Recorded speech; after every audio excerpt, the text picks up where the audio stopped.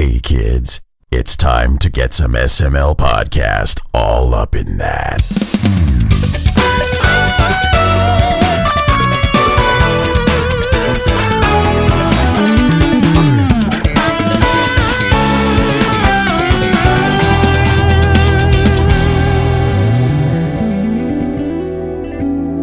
What's up, everyone? This is the SML Podcast. I am your host, Joe. We have an awesome show lined up, and we're starting things off. Royal Sefton, you are joining. How are you doing, man? I am okay. I like how you have to unmute your mic when you do that. Was it that obvious? I just hear the little poof of the unmuting. I was trying to stealth unmute. You can't pull that on me, man. I catch you every time. Not. Yep, you do. I will get you. Well done. But we are not alone, because after a very, very long while, I'm probably going to butcher the last name because I always do. Žokalj of Little Green Man Gaming. How are you doing, man? Fine, thank you. As you can see, I held my breath. I didn't want you to hear that unmute sound. Whew, that was a long one. Did I do okay with the last name? I know it's a tough one. Well, you didn't, and I will just do it for the fun of it, but it's Zeno Žokalj. Žokalj. Yeah, I'm not. Yeah, no, don't even bother. Don't worry about it, man. Zeno, how are you? Fine, thank you. And I'm really glad to be back here. I mean, it's been a while. It has been a while. Last time you were on was for Starpoint Gemini 2, which released on the Xbox One, like 2 years ago, something like that? Yeah. I think December, what was it? 2016? Yeah, December 2016, I think.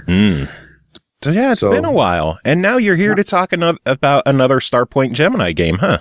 Yeah, we are not imaginative. We're just going with the flow and just adding stuff at the end. So tell us, what is this new game that you've got going on? Tell us about it. Well, this new game is similar to the previous one, but it's still pretty different because basically Starpoint Gemini 2 was a third-person capital ship combat game, while Warlords is all that, plus a strategic layer. When you are in the later stages of the game, you start to conquer enemy territory, conquer enemy planets, exploiting the resources, build your fleet, and, well, actually you can go for global domination, total domination if you want. Which is always fun. It's always good to just conquer the galaxy in a game. Yeah, it's the main keywords would be fun. Controls takes a while to get, and definitely endless, because it's a sandbox game. You can play for hours. We have people in our Steam community that have over 5,000 hours. Combined in Starpoint Gemini 2 and Warlords.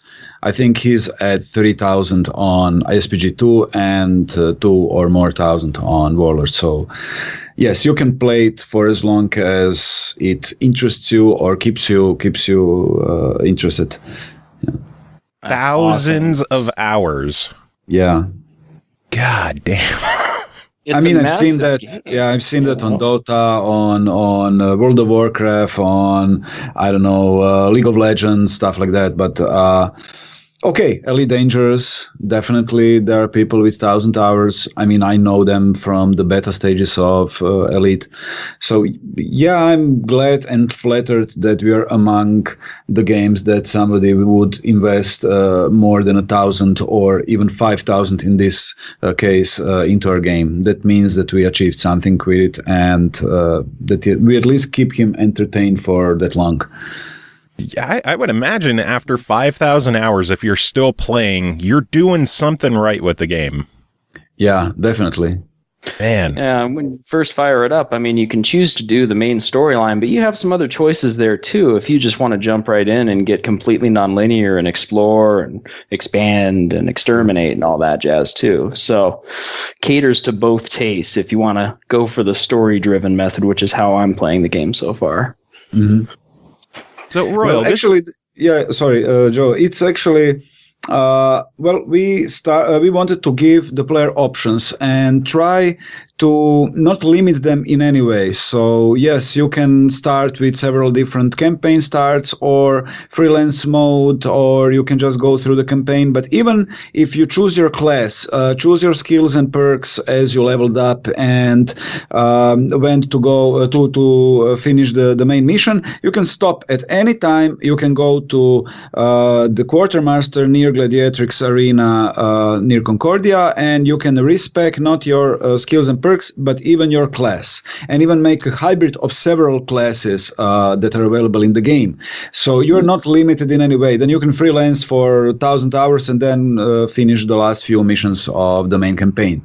So that was the point of giving choice. And the whole Starpoint Gemini Warlords project was a community-driven project. It was started by the community. They wanted something that we felt is not big enough to be Starpoint Gemini 3 in a way that we imagined the Starpoint Gemini 3 game will look like, but they still had so many ideas that were completely new and game-changing that it couldn't be put into the Starpoint Gemini 2, so we decided to just make a whole new game, open it for the early access on Steam, and have the community just flood us with their suggestions and ideas, and I think it turned out very well. So in essence, this is kind of like Starpoint Gemini 2.5-ish?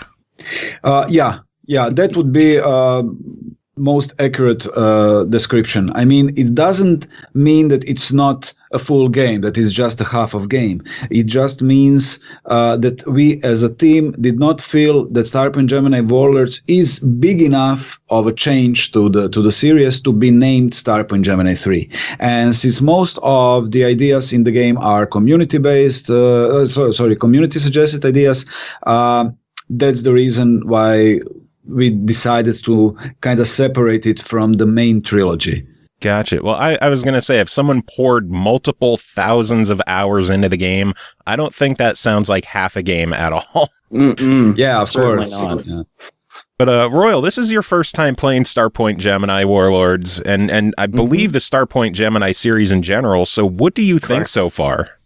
So far, I'm really digging it. You know, I'm going to date myself pretty badly here when I say the last time I remember kind of floating around in space is more like Wing Commander series, or there was this lesser known PC game called Mantis that I played a lot of.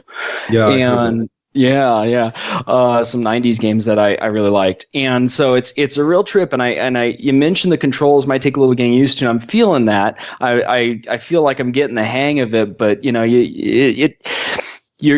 space is vast. You're going to be looking all over the place, and it was. I think the biggest challenge for me was getting a handle on the camera. Once I got that, it started to feel really, really solid, really tight. You know, I haven't really done any of the 4X type games, which you know, there's that strategic layer you mentioned, which is how this kind of ties into that. So you know, I'm kind of new to that entire genre, but I can see where we're going as I start to look at that star chart. I go in and dock and start looking at all the resources I can acquire and sell off. In addition to, of course, advancing the story and engaging in combat too. So it seems like it's a great game that has something for everybody. The further in I go. Well, it does have not just something for everybody, but something from everybody, because the community really invested their time and effort in giving us ideas for the game during early access period. So basically, even the DLCs are not something that we planned. And when they asked us about DLCs, we said, yeah, sure, we will make some DLCs if you guys will like the game. But what will those DLCs be? What was determined by the community. They wanted bounty hunters again. They wanted some old ships to be brought from SPG2 to Warlords. They wanted to be able to play as Ashriari aliens that remained a mystery at the end of Starpoint Gemini 2. They want to play as pirates and just be pirates and pillage and loot and kill. And I'm not going into the details, but actually you're a pirate in space, and of course. Hey, details are always good when you're talking about just murdering people in space, right? Yeah. But since it's all in zero gravity, I should talk slower to really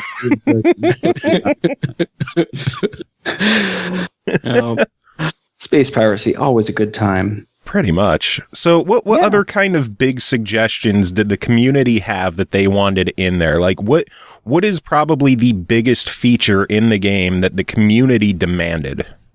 Definitely the biggest feature is headquarters Concordia.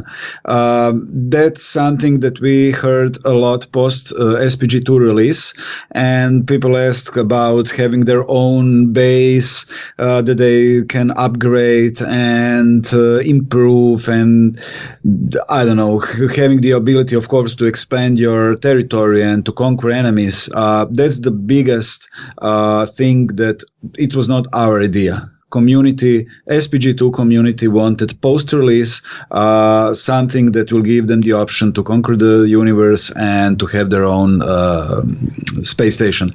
Later, they expanded that they want a fleet too, so we worked on war fleets and how to merge them, and the question if they should be able to follow the player at all times or not, because it can make you overpowered as a player if you have a large fleet with you at all times.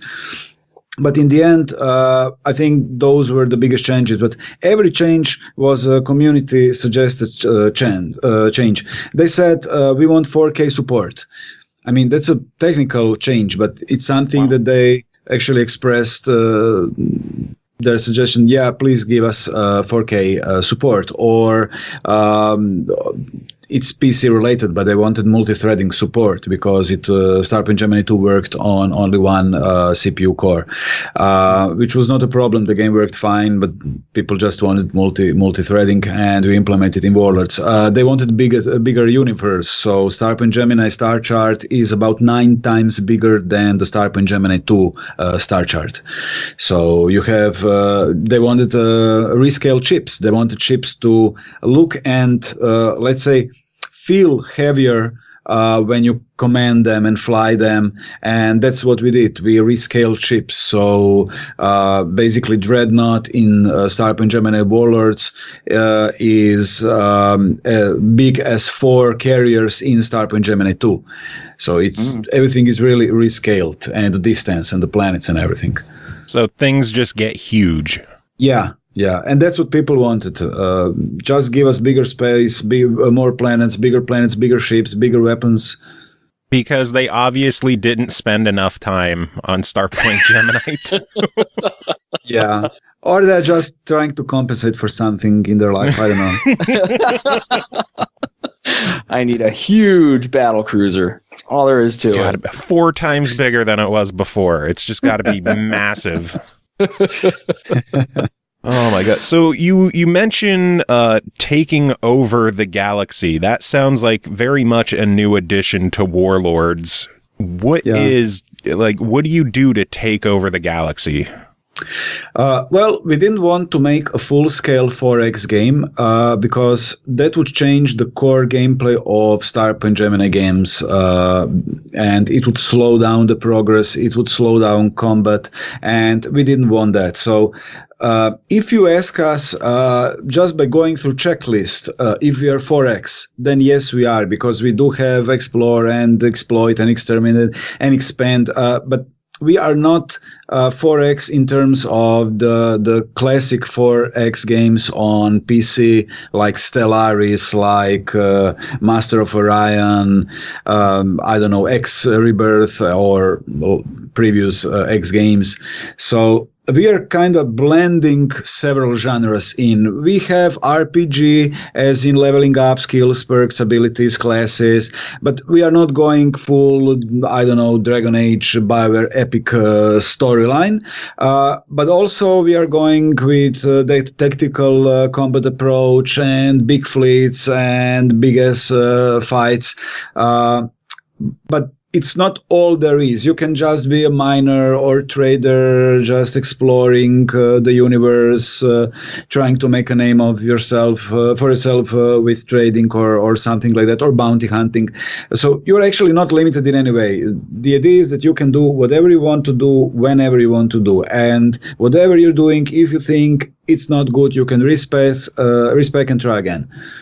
So basically, you guys have this big story and campaign in the game, and right at the beginning, you're pretty much, you don't have to do it if you don't. Well, you could just fuck around if you want. I mean, it's here if you want to play it, but you could just mine asteroids instead. Yes, it's just the prologue, and the prologue is kind of mean, because we give you the good ship, we give you the small fleet, and you are going with that new prototype ship and blah, blah, blah, and then we strip all of that from you and leave you with nothing, with a small ship, with no money, and practically no headquarters at the beginning. So it's actually something that was done. I think it was just smart, because in SPG2 it took you a long time to get into the game, and the game, I mean, Starpoint Gemini Warlords is also same to an extent. Our games are YouTube unfriendly. Why? Because and especially not YouTube unfriendly, but live stream unfriendly, because for a streamer to take 2 hours to get into the controls, into the camera, into the game, into the story, and then start entertaining people. I mean, most streamers were not prepared to invest that kind of their time, that amount of time into the learning the basics of the game, so they can actually make a live stream that won't be fucking boring. And that's the problem with our game. And sorry, just a second. Yeah, but respect for my ringtone, right? I'm gonna get a YouTube copyright strike for your ringtone. Yeah, sure. Now Dr. J won't mind. It was actually like 2 seconds. It's not even. La da da da da. It's the motherfucking D-O-double-G Snoop Dogg. Definitely, you should try to. You should watch Reincarnated with Snoop Dogg if you haven't. It's a Netflix documentary. I have not seen it. What is it? Reincarnated, basically Snoop Dogg decides it's time to discover real him. He goes to Jamaica, smokes huge amounts of pot, and makes a reggae album. And actually, after that documentary, I just went to YouTube to see what that album is all about, and I'm listening to it ever since. It's actually, wow, it's reggae, stoned reggae / Major Lasers / I don't know, Snoop Dogg. It's a weird reggae album. I definitely recommend it, and the documentary too. Are you telling me that Snoop Dogg has partaken in marijuana? No, he's not. He's just Rastafari now, and he's called Snoop Lion. He's not Snoop Dogg anymore. As you can see in documentary, he's Snoop Lion. Didn't he do the whole Snoop Lion thing, and now he's back to Snoop Dogg? Yes, and I think he's going for Bible now, or gospel Bible songs. Last I heard. But I respect the man. Would be amazing. He's, as he would say, strong lyricist, and I cannot forget, it was an interview back in the 90s. He was stoned as fuck on MTV show, and it was some kind of police brutality, of course, in LA, police against black people, and they asked him, well, Snoop, what do you think about police brutality? And he just said, well, man, I don't know. I think it's awful what they're doing to those poor officers. and that was his answer. I don't know. I won't forget it for the rest of my life. I mean, it's awful what they're doing to those poor officers. That was the stoner answer to police brutality question. That's pretty amazing. Wow. He was stoned. When are you going to get Snoop Dogg to do a character voice in Starpoint Gemini? Oh, I would love to. Awesome. Hit him up. See if you can get in touch with his agent. But I think Snoop Snoop plays only on PS4. So, and we don't have port for PS4, so no Snoop for us yet. Was Starpoint Gemini 2 on PlayStation? No, only on PC and Xbox One. And it's a technical reason. PC and Xbox One are DirectX 12, 11, 12, and PS4 is OpenGL. Porting the game to Xbox One was not easy, but it was not that hard. But porting the game for PS4 would mean make the whole game, change the whole code for OpenGL. So it was just a huge undertaking that we couldn't afford at that point. Gotcha. So Xbox is kind of more of like a convenience thing because it just works right away? Well, actually, to be honest, we never really thought about releasing on the consoles. Maybe because we are all of us in the team older.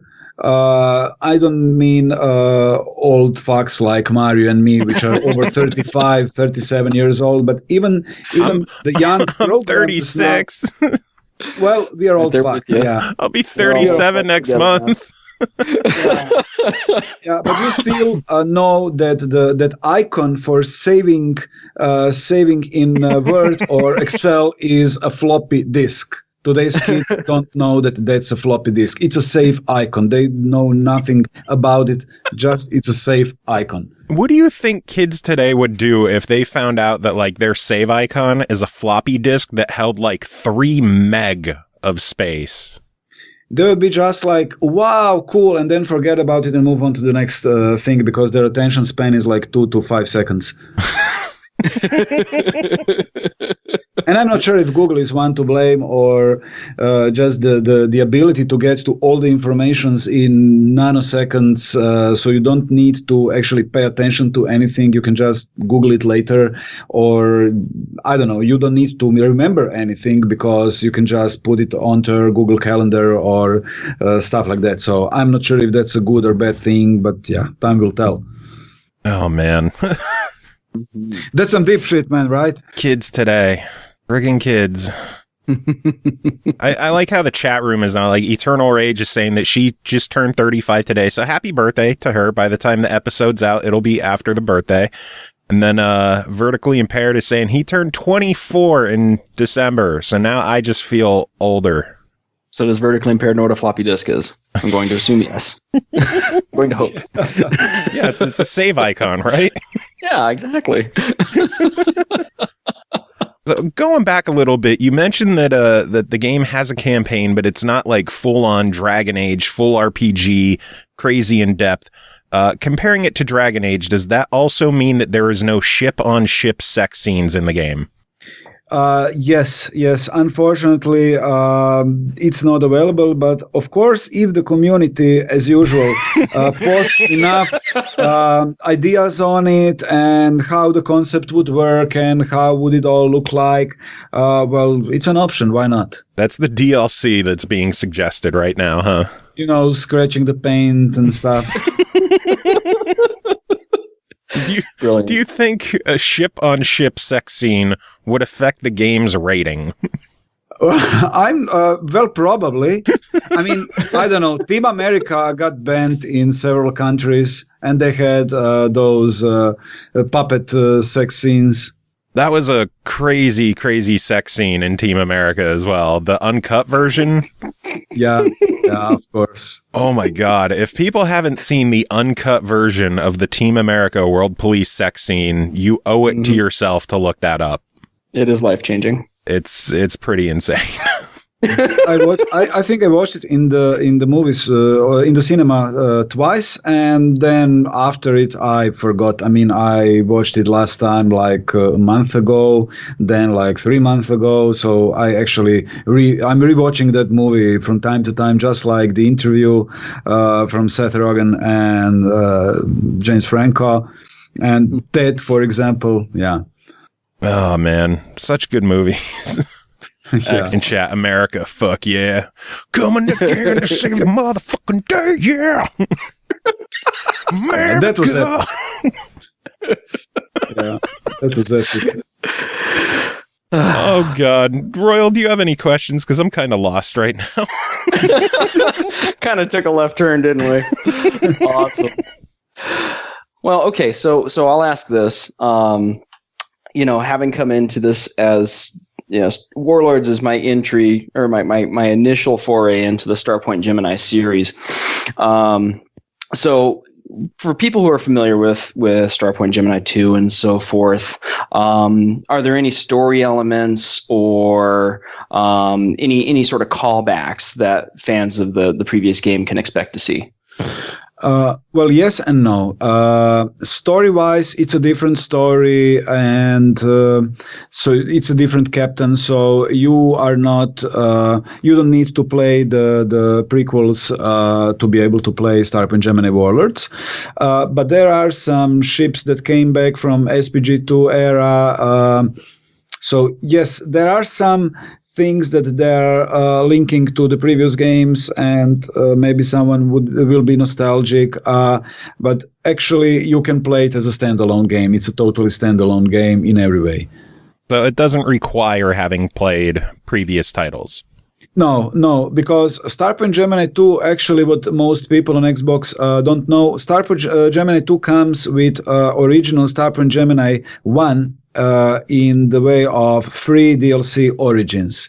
Origins is basically a complete Starpoint Gemini 1 campaign ported to SPG2 engine and released as a free DLC. So basically when you buy Starpoint Gemini 2 on the Xbox One or on Steam or GOG, then you get automatically Origins DLC for free, which is the full first game.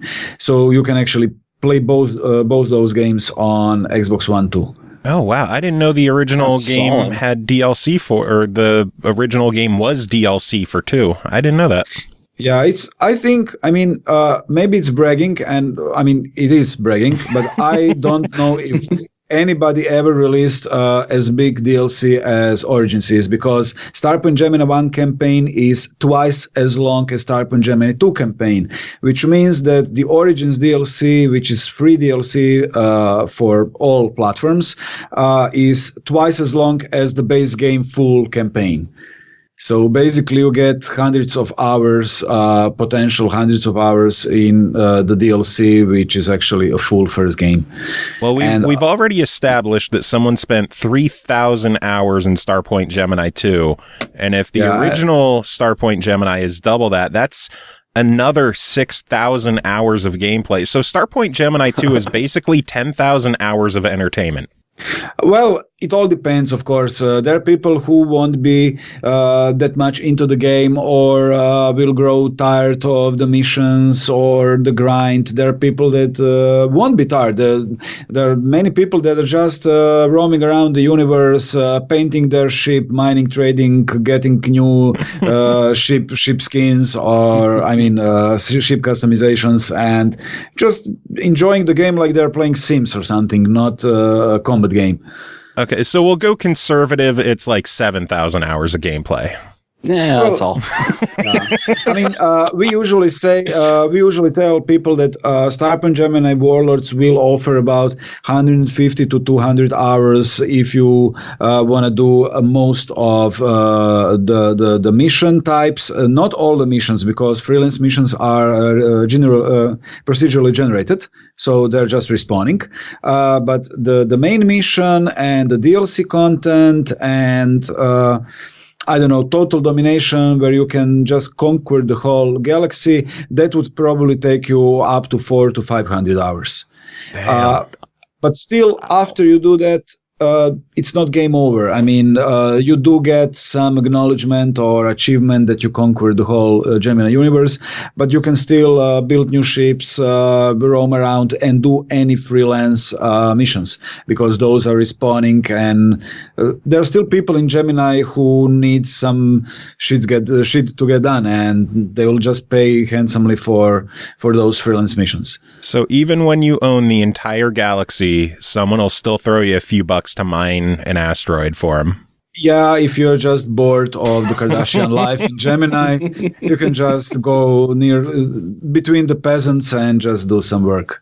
That feels like offering Bill Gates $20 to mow my lawn. And I'm telling you, he would accept. If nobody knew, if there were no paparazzi around and nobody to bother him, I think he would accept. If it was your backyard and you guarantee him that nobody would see him or bother him or jump around him and ask for autograph or something. So, and you got to make him lemonade. Yeah, of course. Got to be a good host. Oh, man. So before we started recording the show, you were mentioning that the achievements in Warlords are actually working compared to 2. That was stuff we were chatting about before the recording started. So what was up with the achievements in Starpoint Gemini 2 that weren't working right?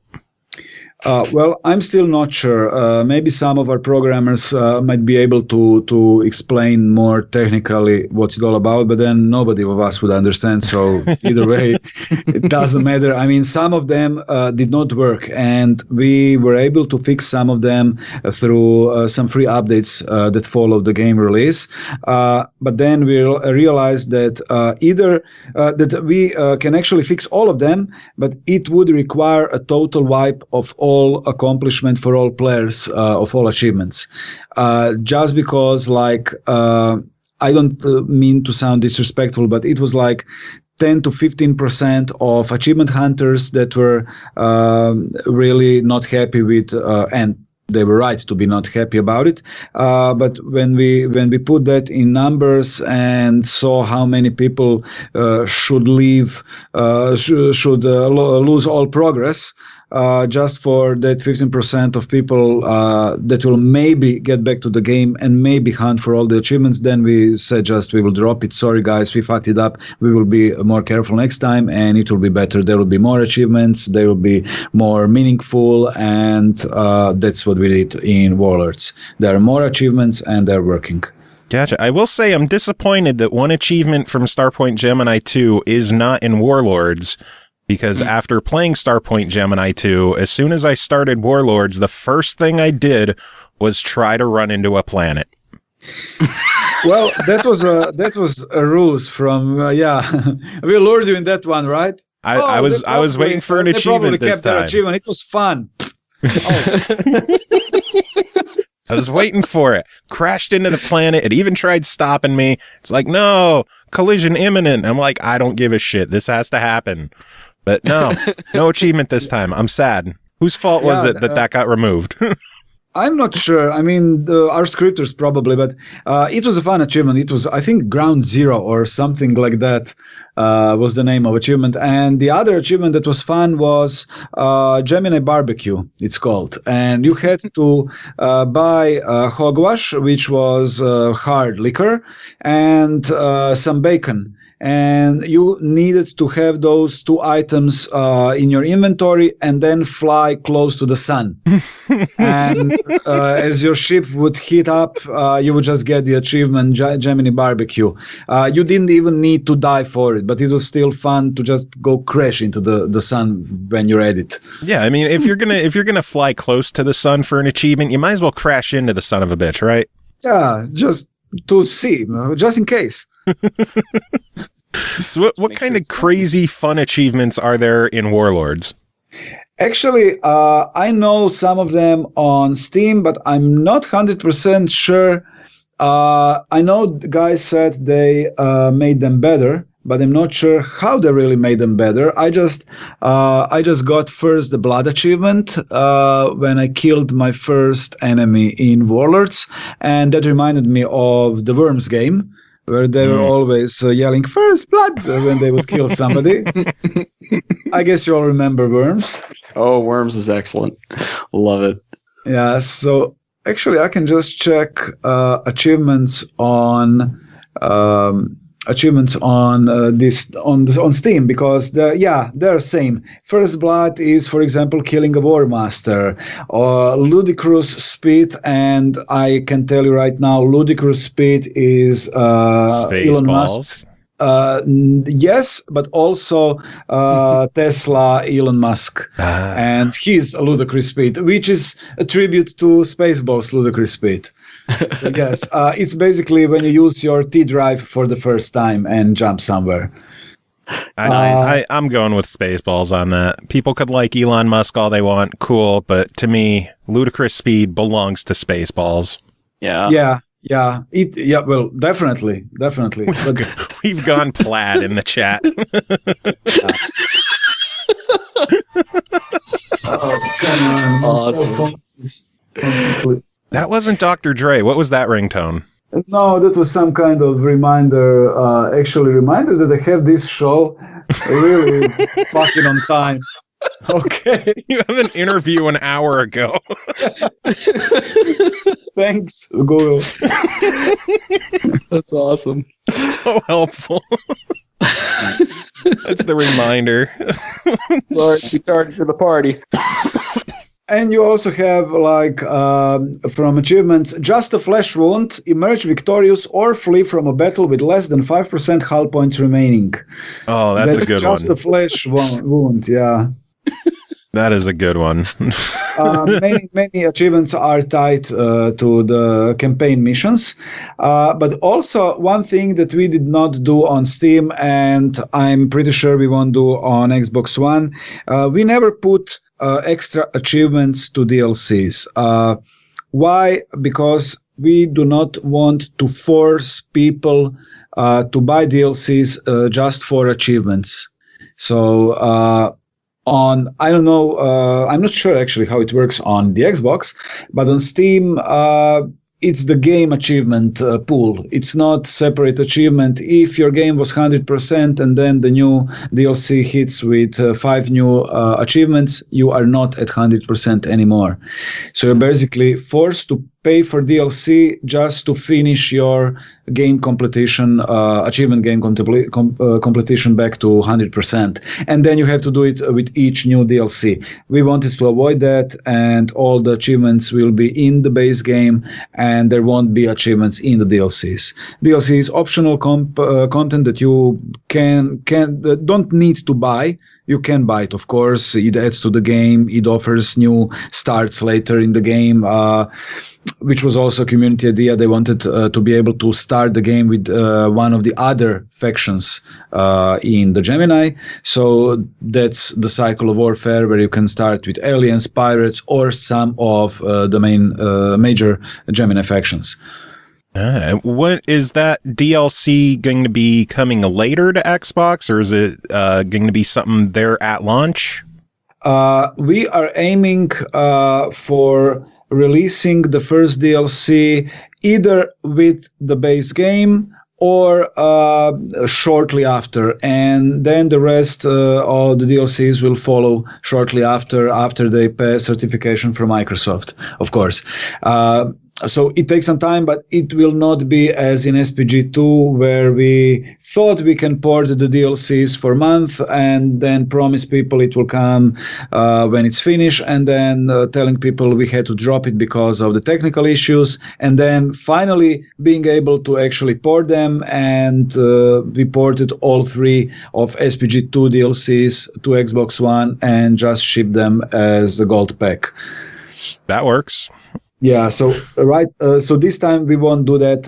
We will just release DLCs shortly after the base game, because there is no point in people waiting for a month now. Very true. You mentioned not wanting to have achievements in the DLC.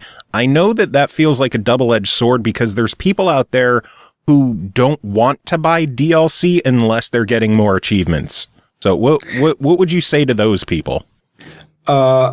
Well, I'm not sure, because if I was an achievement hunter, I would probably pass on that DLC, of course, but I would still respect that I'm that I'm on 100% currently, that I'm not on 96%, and I need to pay $5 for another 3%, and then another $4 or $5, and then another $10. Well, from the point of achievement hunter, I would understand if they would be upset about not having any achievements in the DLC, but also I hope they understand the reason why we didn't want to force DLCs, because, I don't know, that kind of feels like money milking.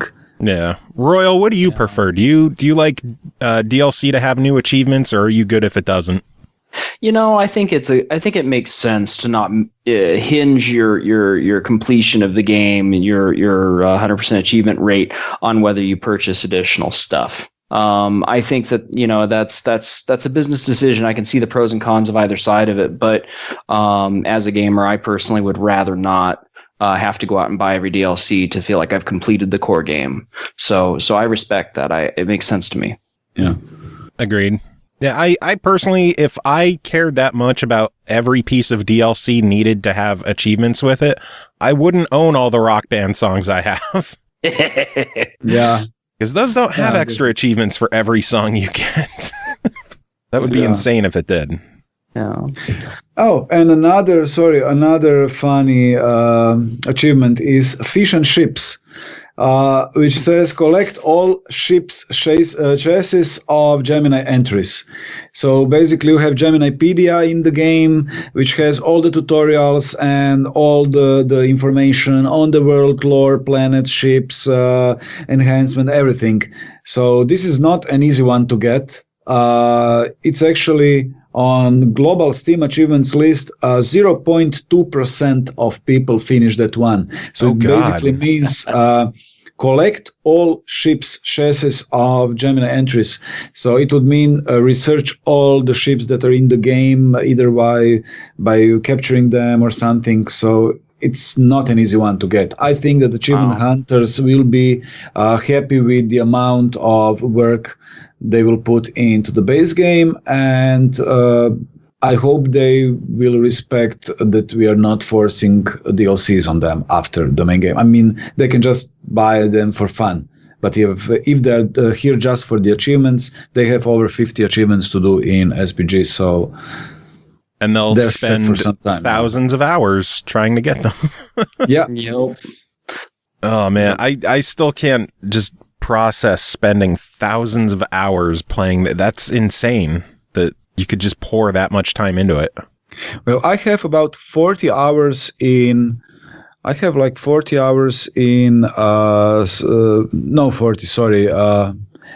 to 400 hours, 400 hours in SPG2 and about 350 in SPG W, so Warlords.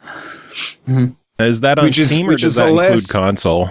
That's just on Steam. So with the console, but it's still under the 1,000. And I'm working here practically day and night for several years now. So it's really an accomplishment to go over 1,000 of hours. Let alone 3,000. Oh, my Lord. Yeah. Yeah. It's usually the count of hours that you have with the little Walter White meme says, I did this for me. I was good at it,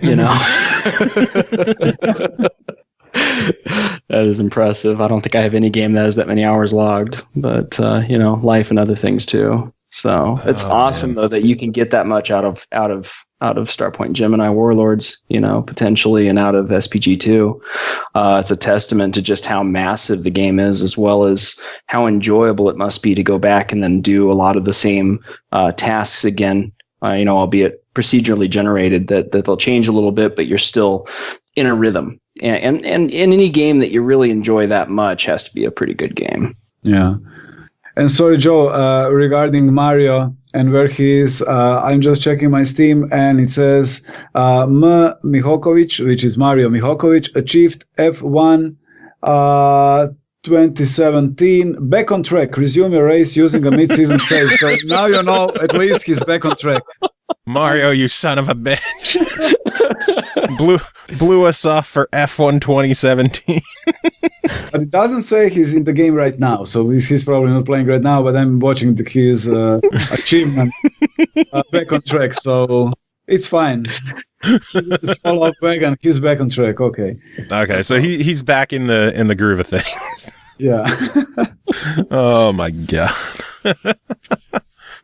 Oh man, so you said this is kind of like a stop in between Starpoint Gemini 2 and 3. Are you guys working on 3 already, or is that like in the future you'll focus on it then? It's in the future. So yes, of course, it's something that we would like to do at some point, and we have big appetites for the game, which also means that we will need big funding for the game. So it's something that's on the paper, but it's not even on the storyboard yet. It's just in our book of ideas. But there are several ideas that are in our head right now, and currently we are really focused on Warlords and on DLCs. We are working on new DLC for Warlords, and we actually posted one teaser screenshot on our Facebook, and it just shows that the map, which is, as I said, 9 times bigger than in Starpoint Gemini 2, will additionally expand on the eastern side. So actually we are making the game even larger, and that's something that we are working right now, but I don't have any more actually, and I'm not bullshitting you because I want a diplomatic answer. I actually don't know anything else. I saw that screenshot when I posted it. I got it a few minutes earlier, and I said, look, oh cool, we are working on the map. Yes, it will be bigger. Okay, thank you. So that's it. I don't know what else will be in that DLC right now. When it will be out, I'm not sure, but probably on Xbox One, maybe around Easter, maybe a bit after it. I hope. It's not a promise. It's really not a promise because I'm not sure right now. I mean, we first have to release Warlords on the Xbox, which is coming in 3 days. And then DLCs will come, and then we will see how the community will react to the game. We opened our Discord channel, finally. And it's a way to get people from the Xbox One console because I like Xbox One, but I don't like how I cannot reach the community there in the way that I can reach them on Good Old Games or Steam or on Discord. Because if anybody has a question, they would actually add me and as my gamer tag in the game, and then they would send me a private message, and then I would answer on that message, and then they would say thank you, which is fine, but it was very time consuming, and I couldn't even post all those answers somewhere for the Xbox players to see. And now we have Discord, which is actually cool. We got many people very soon in the last 2 or 3 days on the server, and people are coming from the Xbox One and Steam, and people from the Xbox have questions about Warlords, and Steam people are answering those questions. So it's actually really a nice way to bond the players from all platforms in the same place, in the same hub. Let's call it hub. That's pretty. Yeah, I kind of wish that there was a better way to get in touch with people on Xbox. I know they have clubs on there, and the games have their feed that they could share messages on, but it's not very easy to have an open line of communication back and forth with people on there.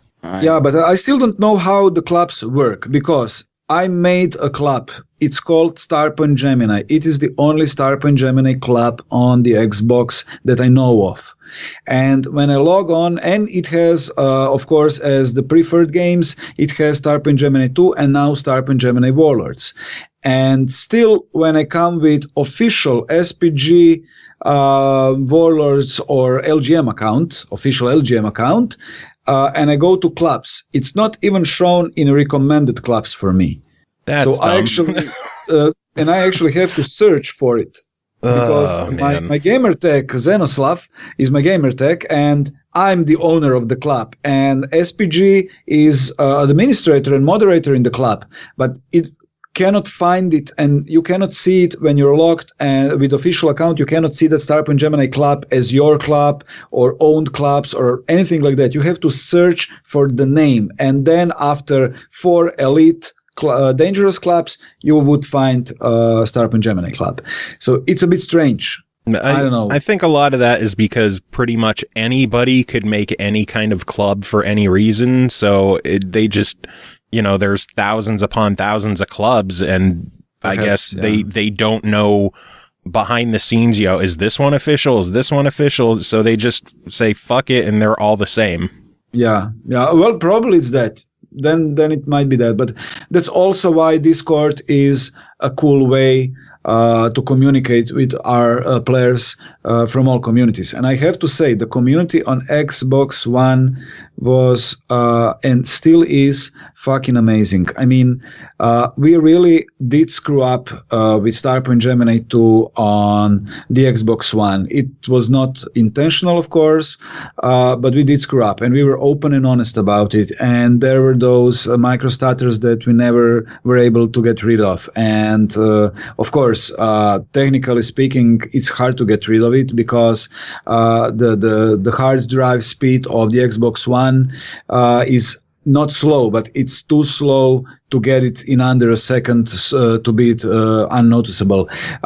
Because each time you travel across into another region, everything has to load in that split second from each planet, each ship or enemy ship or enemy planet or object, station, prison, asteroid field, whole music, sound effects, light effects, everything has to load when you're crossing sections, skybox, of course. So yes, there were those microstators on SPG2. On Xbox One X, they were barely unnoticeable, and people are reporting now that Starpoint Gemini Warlords is working flawlessly on Xbox One X. So I think that we did a better job this time. Nice. But of course, this time we have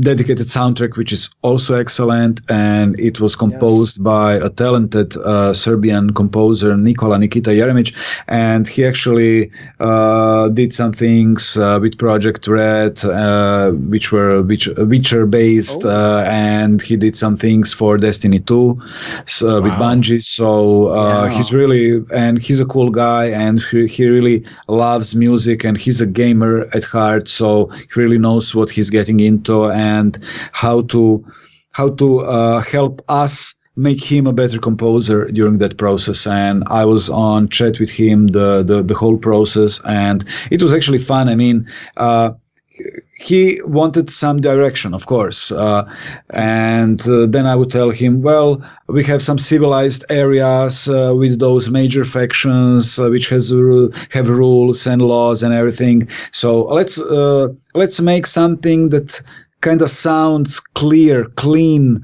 like Pink Floydish or like Gilmore or something. And then he made a melody that was really a Pink Floyd crystal clean guitar sound. And then I told him, well, make something disturbing for the pirate sections or the outlaw regions.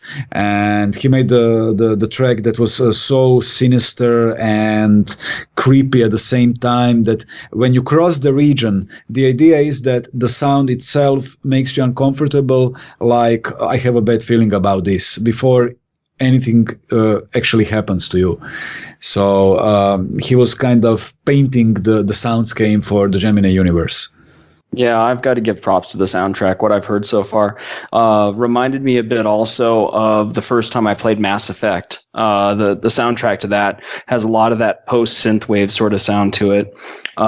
True. Very futuristic, very clean sounding. But yeah, it's also got those guitar licks and stuff I was hearing in it. Yeah, it's really nice soundtrack. Yeah, and electric cello. Electric cello is something that is used constantly in those disturbing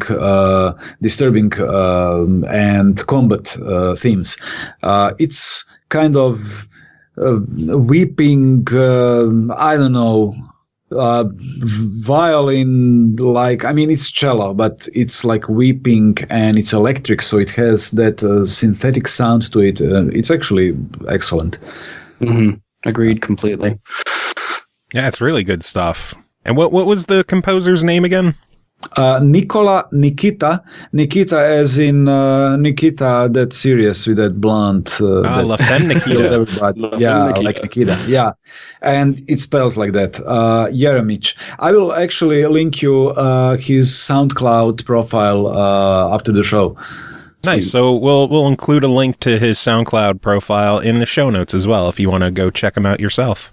Sure, sure. That's cool. Good stuff. Good stuff. You mentioned the Xbox One X. I got to know, what kind of enhancements are you guys looking at for the Xbox One X enhancement patch? Well, first of all, it will support 4K resolution for people with 4K screens. And as for the regular version, actually, it's going to run better and smoother, and probably some graphic effects will look better, a bit better. But it's still, I mean, I'm playing on PC and I'm playing on the Xbox One. Actually, I have to say that I find the Xbox One version better. And it's not. Ooh. Technically, it's not. But I'm playing on Dell screen here on my computer, which is 27-inch, and I'm playing on perfect Panasonic Plasma 55-inch in my living room. So actually, the colors are deeper, the space looks better. The whole picture is more realistic. So I enjoy playing Warlords on the Xbox better than on PC, either though on PC I have more visual effects. Console master race. That's how it is. Yeah. It actually looks better on any TV that has a real black color, like OLED TVs or plasmas, or so it looks cool. It really looks cool on PC. On console. Are you guys looking at any kind of HDR support? Well, our programmer mentioned that, but I cannot confirm it at this point. I think we were working something around that to bring the best possible experience for the Xbox One players. Nice, that'd be cool. I love when I have games that have HDR, because my TV goes into HDR mode and then like everything is super colorful and super smooth. It's fun. I don't know. I mean, whenever I saw that HDR mode on TVs, it was just too colorful for me. It was too brightful, like that LSD Diablo 3 level with all the fucking bunnies and suns and rainbows and everything. I fucking love that level. I love that level. Yes, I love it, but I don't know. It's one level in the game. On my TV, when everything is so colorful, it's nice to really enjoy the 4K, for example. But then again, when I'm just sitting and watching the Netflix movie or TV show, I prefer to have more natural, more toned down colors.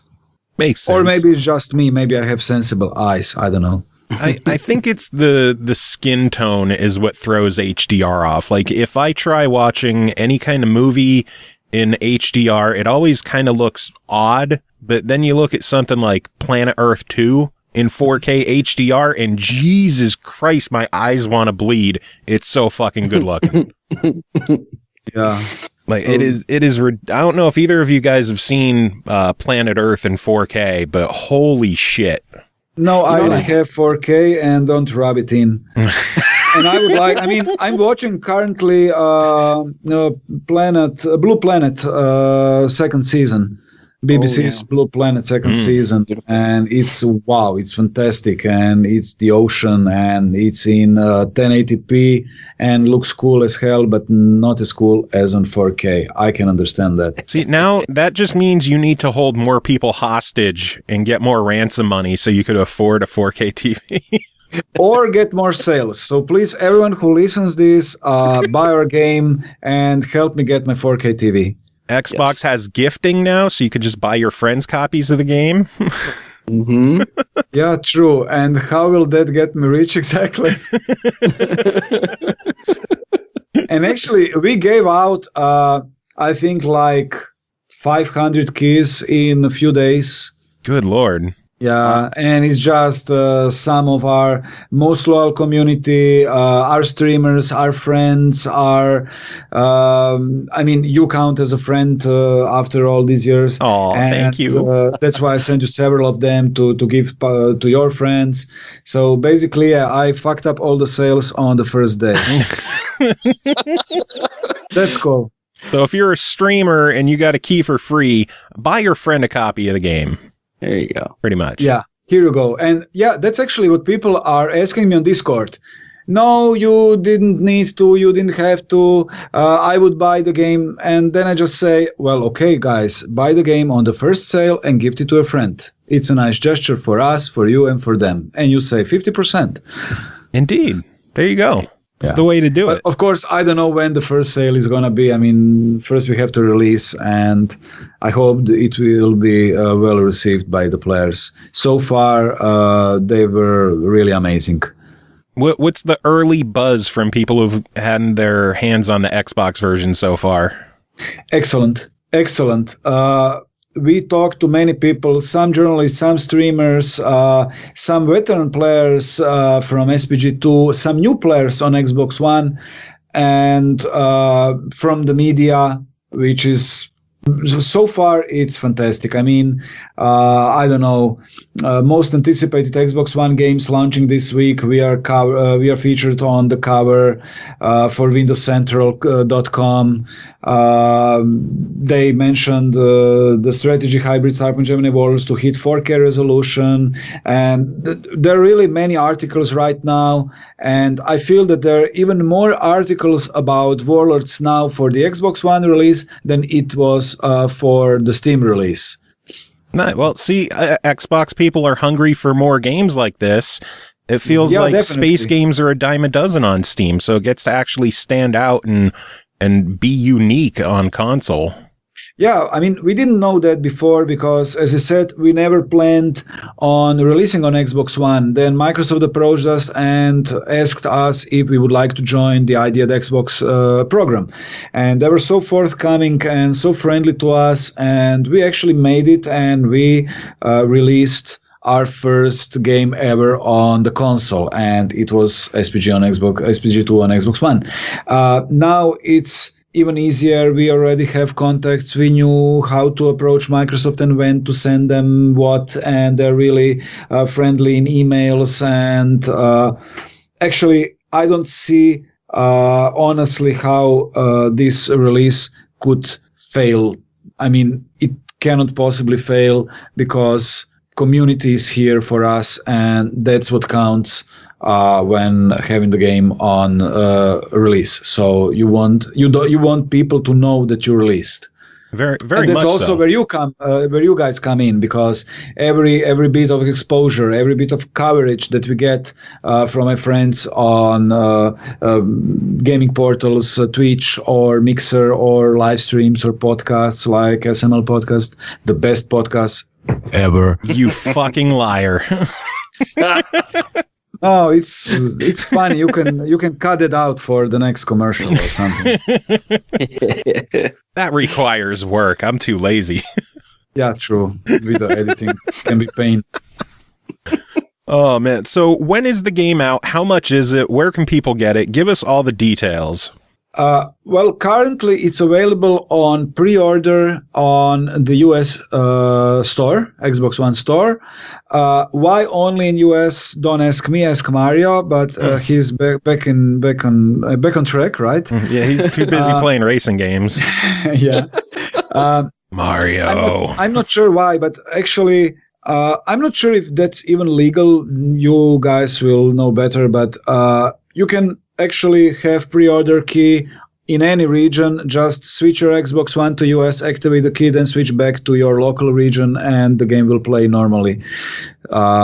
So yes, we have pre-order keys that actually are just for US pre-order. I'm not sure how it really works, but yes, these are the only keys that we got, so we are giving them to everybody and explaining how they can make them work.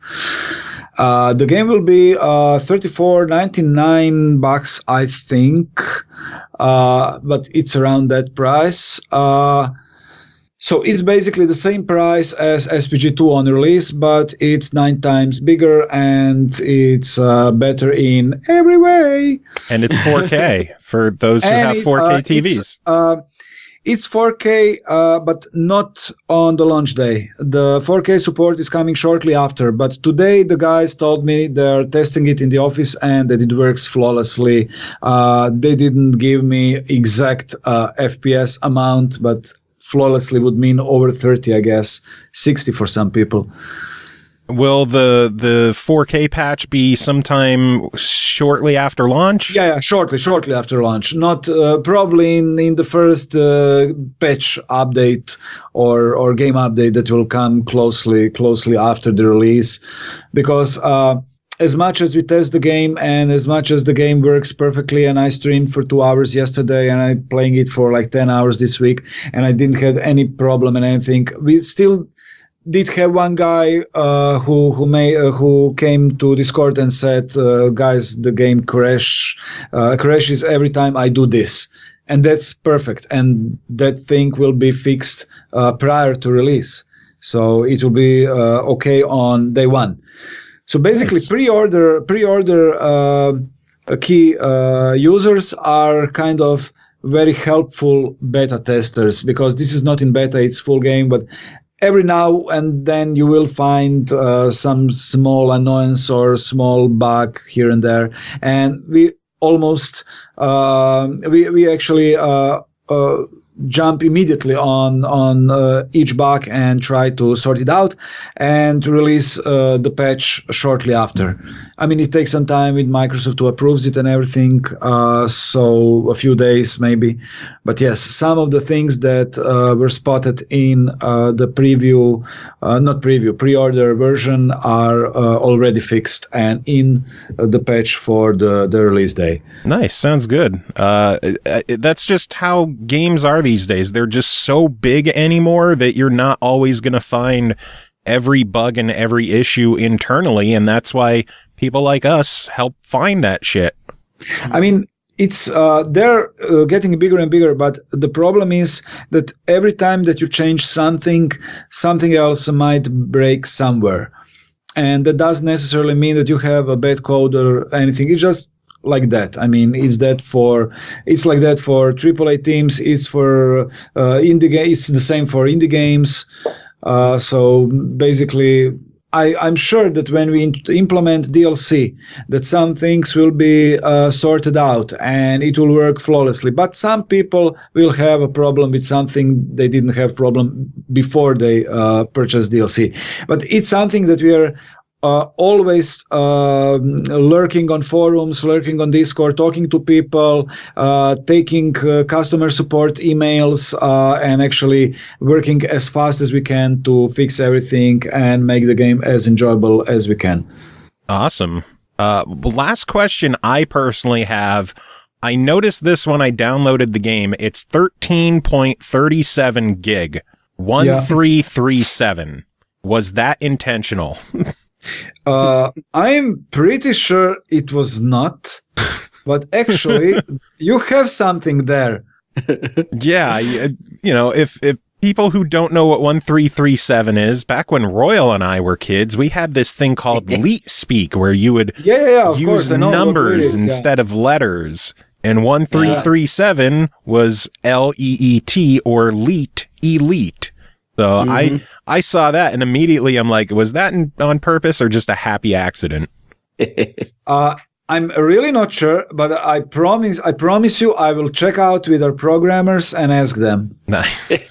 And if it is, I will tell you, so you can just say it in the next podcast.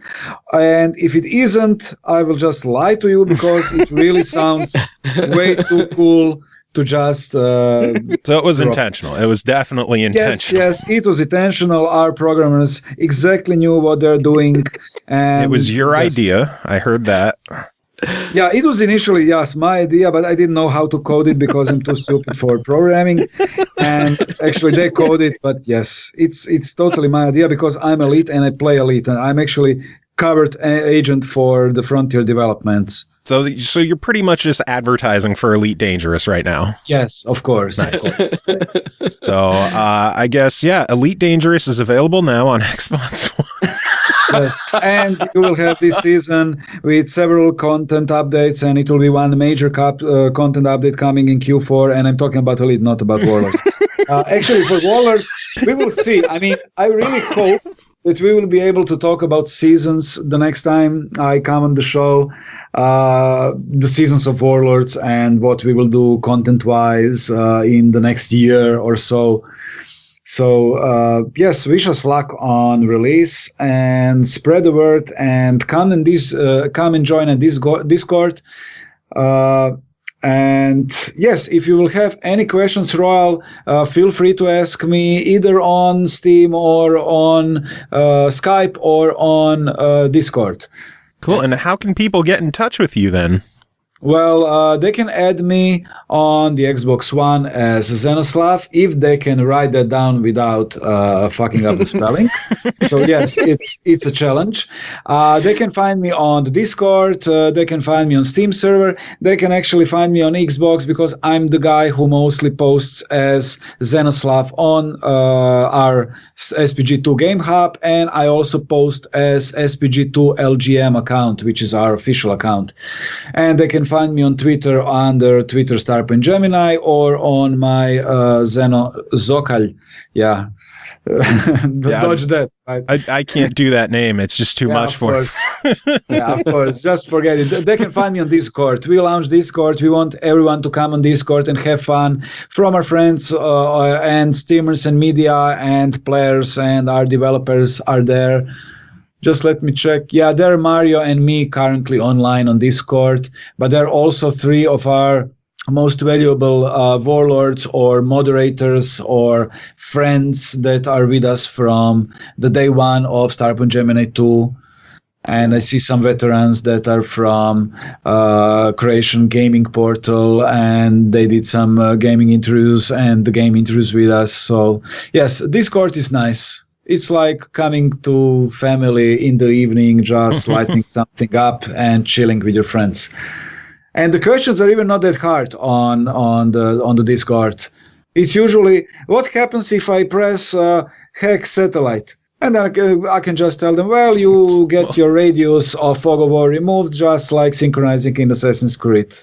Oh, cool, thank you. So basically, Discord is like Steam Lite. Nice.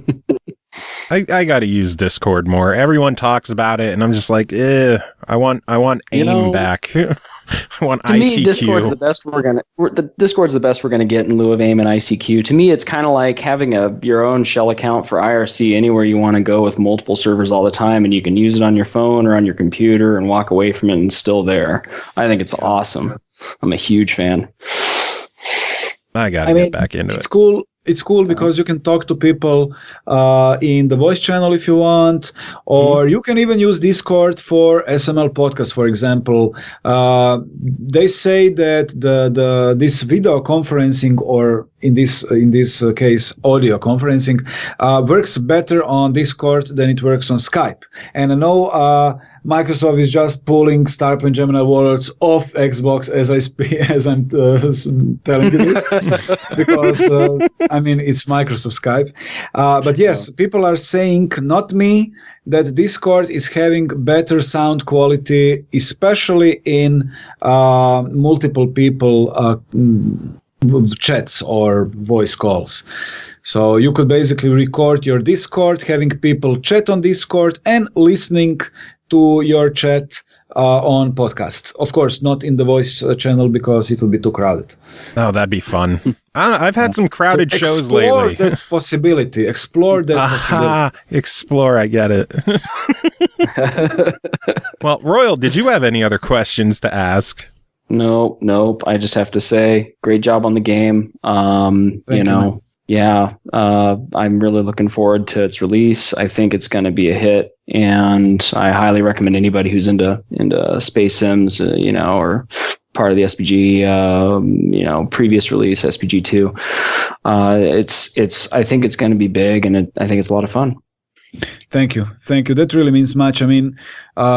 I already am looking at the reviews.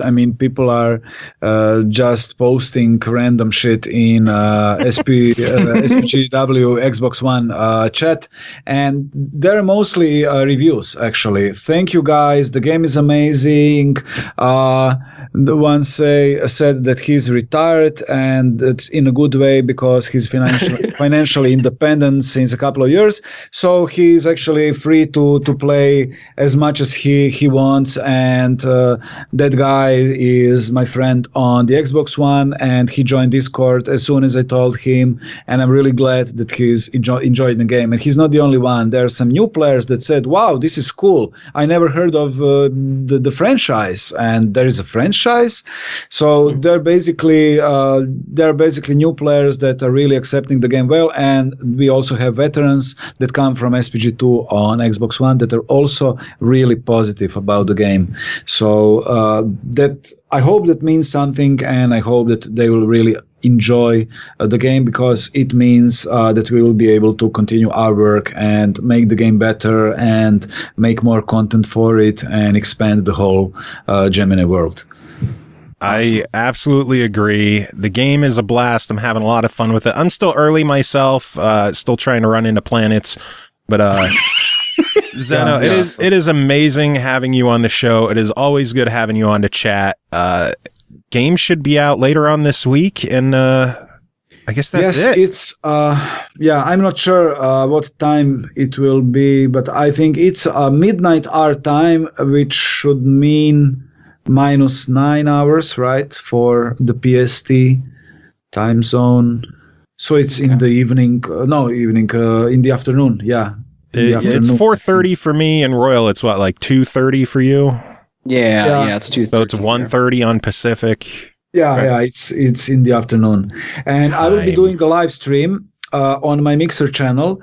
I did one yesterday, and it was actually fun, and I was playing a game, showing some things, answering questions in the chat, and we had giveaways and stuff. So actually, I will do a release stream, which will start when the game releases. It's, as I said, European midnight. And I will do it for, 2 hours, maybe, definitely for 2 hours, maybe more, depending on the number of people. Microsoft is going to put us on community calendar, so more people should see it. And, definitely, if you will have some time, drop by and ask if you will have any questions about the game, or just troll me in the chat, or whatever you want to do. Hey, dick. You suck. You suck. This That'd be guy, great. Just some asshole in chat. And then it's me. It's just me being a dick. Oh, man. Well, again, you know what I remember? Sorry, but you know what I remember? I remember that strange talk we had. It was the Division beta. I don't know if you remember that it was you and one other guy. No Pulse. Yeah. You and me were playing Division, and at one point you just asked me, "Wait, what's the time in your country?" And it was like we were playing for 2 or 3 hours, and it was like 6 a.m. at the time that you were asking me. Yeah, because it was like stupid late when I was doing.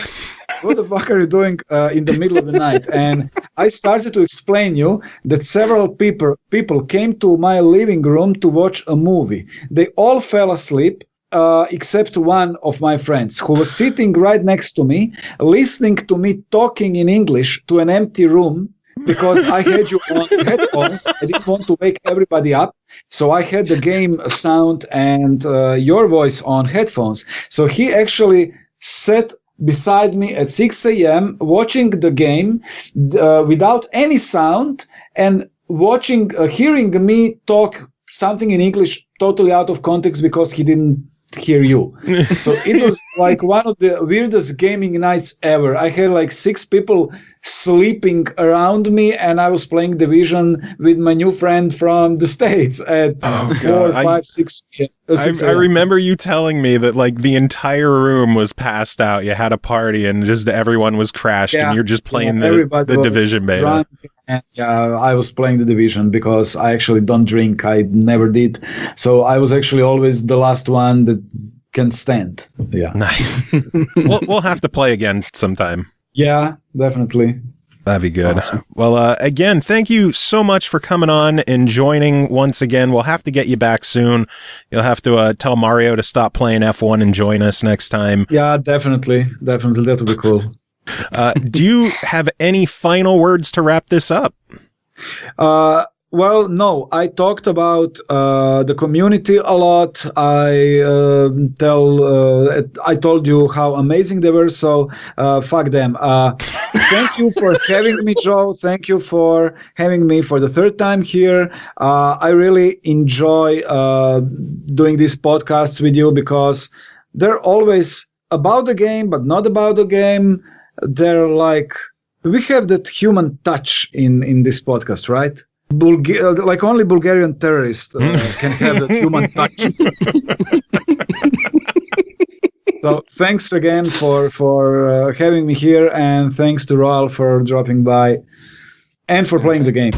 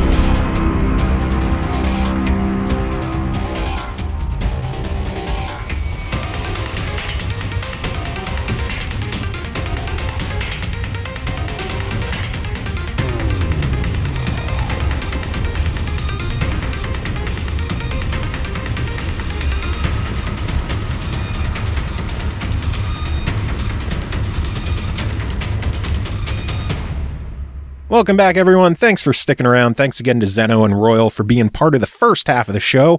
But now it's the second half of the show, and you know what that means. Reviews.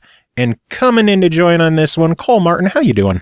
I'm alive and kicking. How are you? I'm good. You were hanging out in the chat for the first half of the show. I was, and I got wished a happy birthday. You did, because today, when we're recording... Happy birthday to you. Oh, wait, no. Well, it's not copywritten anymore, so I don't have to worry about it. Happy birthday to you. So my Twitter notifications are full of like granny jokes and, you know. Nice. I'm 935 apparently now. But to celebrate your birthday, we're going to talk about some video games. Sound good? Let's do that. It's not something I ever do, so I'm excited. I know. We figure we'll switch it up for you for once. Nice. So first game that we're going to talk about tonight is called Bleed 2, developed by Nephilim Game Studios, published by Digerati Distribution. It released February 6th on PS4. It'll be out on the 9th for Xbox One for $14.99. A furiously fun and fast-paced arcade action game, Bleed 2 welcomes back pink-haired heroine Rin, the world's greatest and only remaining hero, as she fights to defend the globe from an invading force of villains. Cole, how is Bleed 2? Oh my goodness, this was so fun. In all reality, like, that's the best way to just throw it out there. This was fun. So if you beat the first Bleed, which you should have, And I won't admit whether I did or not because it was hard. But if you did, you played as Ren, and she went through a list of 10 heroes that she had to beat to be the greatest hero of all time. So she had to kind of climb this list. And she does if you beat the game, obviously. So now we pick up with Bleed 2 at the end of that, and those heroes are all gone. Ren is the only hero. And we discover that the 10 that Ren has defeated that were protecting the Earth from an alien invasion. Ren's not been doing that. Oh, boy. So with those, she's been playing lots of video games. So with the 10 heroes gone, aliens figure, we're going to fuck over Earth now. And that's what they do. So Ren has to step up, and she has to beat back these alien invaders. But at the same time, she has to deal with rivals who are trying to challenge her for her place on the list of heroes. So she kind of has headaches coming at her from both sides. So, if you haven't played Bleed or Bleed 2, this is your standard 2D run and gun shoot 'em up. You aim with your right stick and you run with your left stick. That's pretty much all you need to know. and you murder things. You just run and murder. Literally everything. Ren is equipped with a katana as well. And if you really want to play this game on the higher difficulties, you need to master that katana and when you can parry. It's a good thing. If you've played Cuphead or the first Bleed, obviously, you kind of get in that habit of, oh, it's pink and I can parry it. That applies here. Nice. And once you kind of learn, oh, I can parry this and I can parry that, then you're going to get further and do a lot better. You can play the game on 4 difficulties, I believe it is. It's easy, normal, hard, and very hard. So you're not required to just dive into the deep end if you don't want to. You can play on easy and learn the bosses and their patterns and the enemies you'll encounter and all of that first. So for people who played the first game, what's different in Bleed 2? In the first one, you had the list of 10 bosses, and the goal was just to work your way through that in like a boss rush type game. Bleed 2, you have the initial story mode, and you have to work your way through the story to get to the bosses. It's not like an onslaught where you're trying to just check off a list and you go back and forth between the list. You are actually playing in a linear story this time. So it's certainly more like, go right and destroy everything in your path, fight a boss, go right some more. As opposed to, okay, I'm in this area, I beat the boss. Now I go back to the menu, select another boss, and go to it. Yeah, I'm not hearing a problem. I'm liking what I'm hearing so far. Not a bad thing. It's really not a bad thing at all. It is a little shorter than Bleed 1 was, though. Bleed 1 had the 10 bosses. There are only 7 chapters in Bleed 2, and that includes the epilogue. Are the stages longer to make up for it? A little. Yeah, you have more of there's more of a run and gun period in each stage, and also there are some mini bosses before you get to the major boss fight. So it is a little longer of a stage in between, but you can still complete most of them in about 10 to 15 minutes, depending on how fast you. But I'm guessing like the original Bleed, there's a lot of focus on speed running and improving and getting better. Yeah, it really is just like you can hightail your ass through most of the level and not touch any of the enemies if you don't want to. Nice. Pacifist run. Yeah, well, I don't know. You couldn't do the bosses pacifist. Well, yeah, not the bosses, most of the level itself. But because she does have the triple jump, so if you can get through and get past the bullet spray, then by all means, go on. You don't have to stop and kill anyone. Nice. Overall, it sounds like this is a really awesome game for people who really enjoyed the first one. Yes, and it does have it does have extra challenges. Even though the story itself is a little shorter, it does have story mode with 4 difficulties. It has arcade mode, which is complete the story, but in 1 life. So there are health packs scattered around, and you can choose your difficulty. But if you want all the achievements to complete this game, you're going to have to complete arcade mode without picking up any health packs. Fuck that. 1 life, the whole game.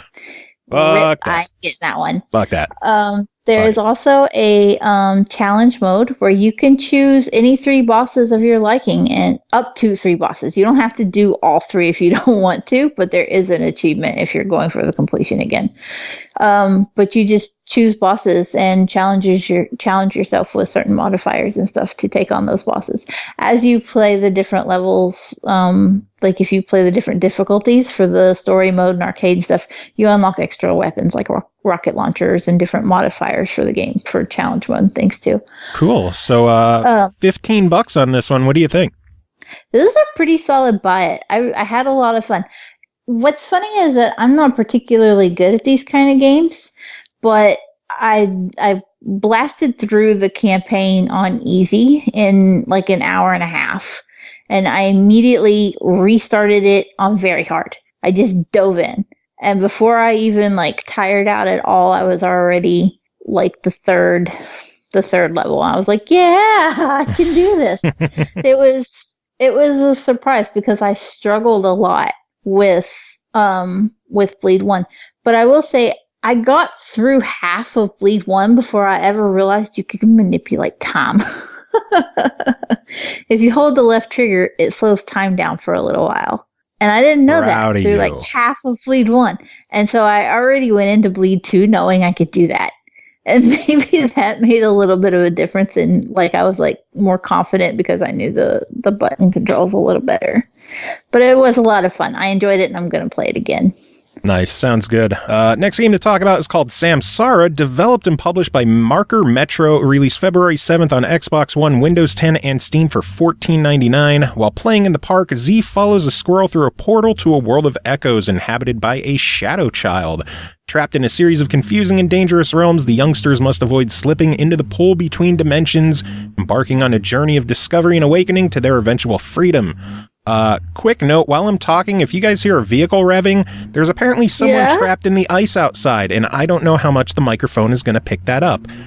But, I can hear it. Yeah, I don't know if the noise gate is going to prevent it from OBS recording it or not, but you'll hear it loud and clear perfectly. But anyway, Samsara is a really, really cool take on puzzle platforming where your character Z will be placed in a level and you basically have to take an assortment of blocks and place them in the level to get you to the exit.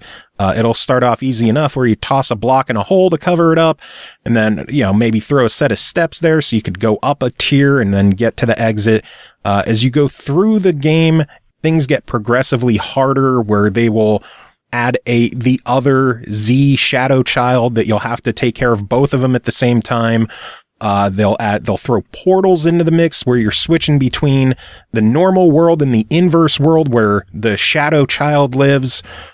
They're just always changing it up and adding more to the game to challenge you and keep you thinking and keep you on your toes. Something I really enjoyed was how the inverse world, when you place a block in the normal world, you just place a block down. If you place something in the inverse world, it actually creates a reflection in the main world. And a lot of puzzles will require you to, selectively place a block in one world as opposed to the other to get through the challenges. There are 8 or 9 worlds in the game, something like that, and each one has 8 stages. Beat a stage, move on to the next, rinse and repeat. You can also go back and replay the levels you've already completed themselves in an inverse way, to basically have a second playthrough of the game with, minor changes and just enough to make you want to replay it. Plus there's achievements. So of course people are going to do that. Yeah. It's good though, because puzzle platformers don't typically have a replay. Once you've figured out the puzzle, they're done. So yeah. So it's good that it's basically a second playthrough and a second set of levels. It doesn't drastically change things, but it's enough to give you a reason to go back. It does lead to one of my gripes with the game. When you finish a level, it boots you back out to the level select area, which is based on there's the 8 levels kind of in a wheel. So you have to use the analog stick to pick one. Then you'll pick the level and your character will move a little bit. And then a vine will reach out of the portal and pull you into it. And then it'll load the stage and then you play I wish you could just beat a stage and then go to the next one instead of booting back to the level select, choosing a level, waiting for the vine to grab you, suck you back in, wait for the it's just too much waiting around. It doesn't detract from the game overall, but it is an annoyance that I wish you could just skip. It would be nice to just get rid of that. That also leads to my other gripe, is that when you can replay through the stages in the inverse way, there's nothing marking off that shows you that you completed a stage the alternate way, or if you only beat it the one way, unless I'm missing something. For the longest time, I couldn't even tell which was which until I looked in the actual background of the levels, and the more shadowy, evil looking one is obviously the inverse world. Overall, though, I think the game is a blast. There's a lot of content in there. I enjoy the visual style of it. $15 is kind of that's the top point I would go with a game like this. I think $15, there's enough content there to justify it. Some people might just be like, I don't want to spend that much and wait for a sale, whatever. I still think $15, there's enough content there to justify it. It's a cute game, cool visual style. I enjoy that it tries different things with the puzzle platformer and with the inverse world and the reflections. And it's just a really, really solid game. And the fact that I played it before it came out and I didn't have guides out there haunting me of hey, if you're having trouble, look here. If you get this game, don't look up a guide. Just enjoy the game for what it is. Do that with all puzzle platformers. Gamers today, stop looking at guides. Stop being achievement whores. Just play a game and enjoy the game. After you beat it, if you're having trouble, go back and look at a guide for whatever achievements you're missing. But enjoy the game. Enjoy what's there. You paid for it, so fucking enjoy it. But yeah, $15, I would give it a recommended try. I think it's pretty solid. Nice. One more game with you to talk about is called Marooners, developed and published by M2H. It released February 6th on Xbox One and PS4 for $9.99. Play a wild mix of fun party games as the action regularly switches back and forth between them. Can you handle the switcheroo chaos? Join your friends both on the couch and online while sadistically laughing at their misfortune, or come back to haunt them if you die. Run, jump, and slap your way to victory. Cole, what is Marooners? This game is absolutely adorable chaos. It's what adorable, way? But it's insanity. So it is a combination of mini games, and it's meant to be played as a party. So you do have online, or you can play local co-op. I'm fairly certain you can actually play with local players and online at the same time. Nice. But when I was playing, I had my daughter with me, and she's not allowed to play online. So we just limited ourselves to either online or local. We didn't try to mix and match. But I'm fairly certain it was an option, which is nice. That's not something you see in indie games a lot. I do want to point out. What do you do? No, I'm going to wait a second, Joel, before I lose my thought. I do want to point out that I did play this pre-release, and there wasn't a lot in the way of other players to play online with. So I was alone against bots while I was playing online. But that is a functionality that is there. I just don't want to make any promises about how large of a community is going to be available. Well, that's how it always is with indie games. You never know how. That's something we're concerned about, But it is an option, and I think for nothing else, you should be a little more supportive of indie games that do strike out and try to make online multiplayer a thing. Yeah, because it's not something we see enough, and I'd like to see more of. Now, as for how the game plays. Yeah, the important stuff. What the fuck is this game? Stuff. I've got my rant over with. let me tell you about the actual game and why you should play it. It is a series of mini games, and I will get to the types of mini games in a second. But when you're first starting up, you have the option. Of course, you can play against 3 bots if you're by yourself, or you can load in somebody local or play online, or up to 6 players can play at a time. And when you set it up, you can choose either to play traditional or chaos mode. If you play traditional, you will load onto a little tropical island, and a map will come up, and the game will randomly choose an area on the map. Each area of the map is its own type of minigame. So you'll have one, for example, where you're just supposed to run around the board, but every lily pad you touch disappears. So everybody is running around, touching lily pads, and they're disappearing, and if you fall off, you're done for. Or there will be a runner type of mini game where you're trying to just run to the bottom of a hill and you're being chased by boulders, and if you get splatted by a boulder, then you're a ghost, and that's that. Another one is to try to stay inside the light, and a disc will come down, a large stone disc will fall, and it has holes in certain areas of it, and it will rotate throughout the course of the game. As it falls, if you're not in one of those holes, when it lands, you get squished and you die. So there's just a plethora of these. Like, there's another one where you're on an iceberg and it's breaking off in different ways, and you're trying to collect coins. And how did you say that word? Asperg. No, plethora. Yeah, plethora. Yeah, it's one of those kind of days. It's a plethora kind of day instead of a plethora. I was like, are you talking about a thesaurus? What are you? Oh, no, a plethora. Okay. Sorry about that. Anyway, it sounds like there's a nice variety of games. I'm looking, it shows that there's 25 different games, and I'm guessing they're all unique and different, so it's not just like copycat stuff. Right. None of them were overwhelmingly like repetitive. There are like 2 where the boulders will come down, but even still they have a few different little quirks about them. Like one you're running, the other you're just trying not to get knocked off.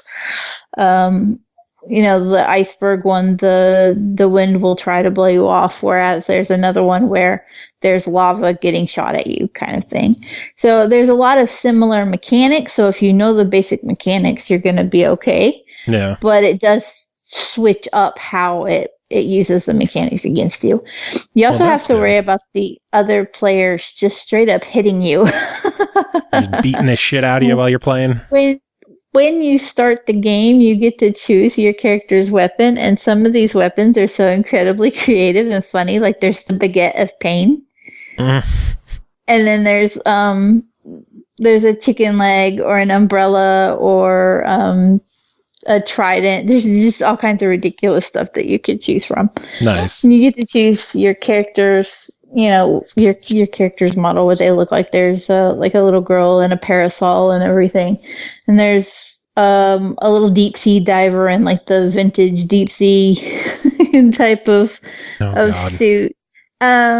It sounds like this is really good for party game. How is this for a single player? Is there a single player mode? Is there single player content in there, or are you stuck having to play with others? There isn't anything like specific for single player as far as content goes. It's just the same basic play over and over and over. Can you throw bots in there as well?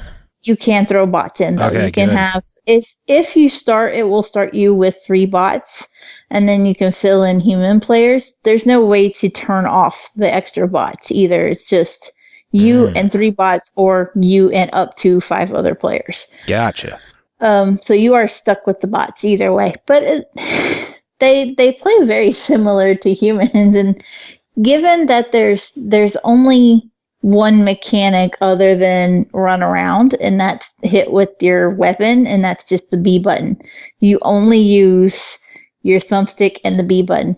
Makes the game incredibly functional for small kids, because there's not a lot of a learning curve or anything. Like, I was able to hand the controller to my 5-year-old, and she took off and she did fine. Nice. And I know it has a very kid-friendly design. It's E-rated game, so it seems like good for the youngins and all ages. I will say functionally, though, that sometimes the attack doesn't always do what you think it should. Like, you can be fairly certain you're close enough to whack the snot out of somebody, and then they hit you and you don't do anything. So yay, collision. It could use a little fine-tuning in that regard. Just smooth it out a little bit, because I heard an awful lot of, she hit me and I hit back and nothing happened. Mom, this is bullshit. Essentially, yes. But otherwise, they've done a really good job of creating enough mini games and stuff that you feel like something's always going on. And if you're playing in chaos mode, you will start the mini game and it will stop after a certain amount of time, and it's a random amount. So even if the mini game hasn't ended and there's not a winner, it will stop and switch you to another mini game. And then it will like pause the first mini game. You'll carry on the second, and then you may carry on part of 2 or 3 more mini games before you go back to the first and finish it out. Oh, that's neat. So if you're playing that, it's very rapid fire, and you don't have time to get bored. And when it starts up, and then you could very easily be like, if it's the one where you have to stay in the light or you'll get crushed, it's very easy for it to be like, oh, what the fuck was I even splat? And that's all there is to it. You don't even have time. You better hope you left yourself somewhere good. So that is the switcheroo chaos that they mention. And it is, you can play the traditional mode and not have the switching like that in the middle of the game, where it waits until one mini game is done before it switches to another. But I definitely recommend playing the chaos. I was going to say chaos sounds like the way to do it. It's a lot more fun. I have a feeling we're going to have to play this. I think Carnage has it too. So we're going to have to get together, and you could get the kids, because we're just 2 idiots, Yeah, they would be. I'd be okay letting them play in that situation. We'll just have to watch our language a bit. Yeah, well, I mean, I cuss around them. So. I could just see it going bad, of like, your kids do something like screw me or Carnage over, and we're like, Cole, you gotta tell your kids we're gonna fuck them up if they keep this up. I'd be like, they're gonna fuck your world. Honey, Joe says that this is bullshit and you're an asshole. Okay. So, $10 on Marooners. What do you think of it? I give it a solid try it. I want to say buy it, because it is good. It does need a little bit of polish. And I would like to, even though there's quite a few levels, I'd like to see some more variety in the mini games. I'm always worried about what the online community is going to look like. Yeah. So I give it a very heavily recommended try it, though. Yeah. I mean, to be fair, we can't really judge a game based on an online community, when that could change. There could be a sale and the game could explode in popularity. So right. We never know. It's hard to just be like, oh my God, yes, but because it does need a little polish, and it could use some more levels, but it's a lot of fun, and I don't think anybody that did buy it would be upset. Cool. Sounds good. Well, Cole, thank you for joining and chitty-chatting about these games. You have any final thoughts to sum it all up? No, I don't think on birthdays. All right, moving on. Next game to talk about is called Die, developed and published by Backcountry Games, released February 7th on Xbox One for $4.99, so it should be out by the time you hear this. Die is a challenging precision platformer where you help Hugh rescue pigments and defeat the nefarious necrolytes in order to restore color to the world. Jump, wall jump, and float your way through 4 unique worlds with hundreds of challenges ranging from beginner to advanced levels. Jacob Garner is covering this one, and he's actually here. Jacob, how are you doing? I'm doing okay. Slight cough, but, nothing too bad. Bitch. Jesus Christ. How's Die? It is hard as hell. And, you already tell me enough I suck at games. Mm-hmm. This one, I fully admit. Nice. I am terrible at this game. When they call it a challenging precision platformer, they're not kidding.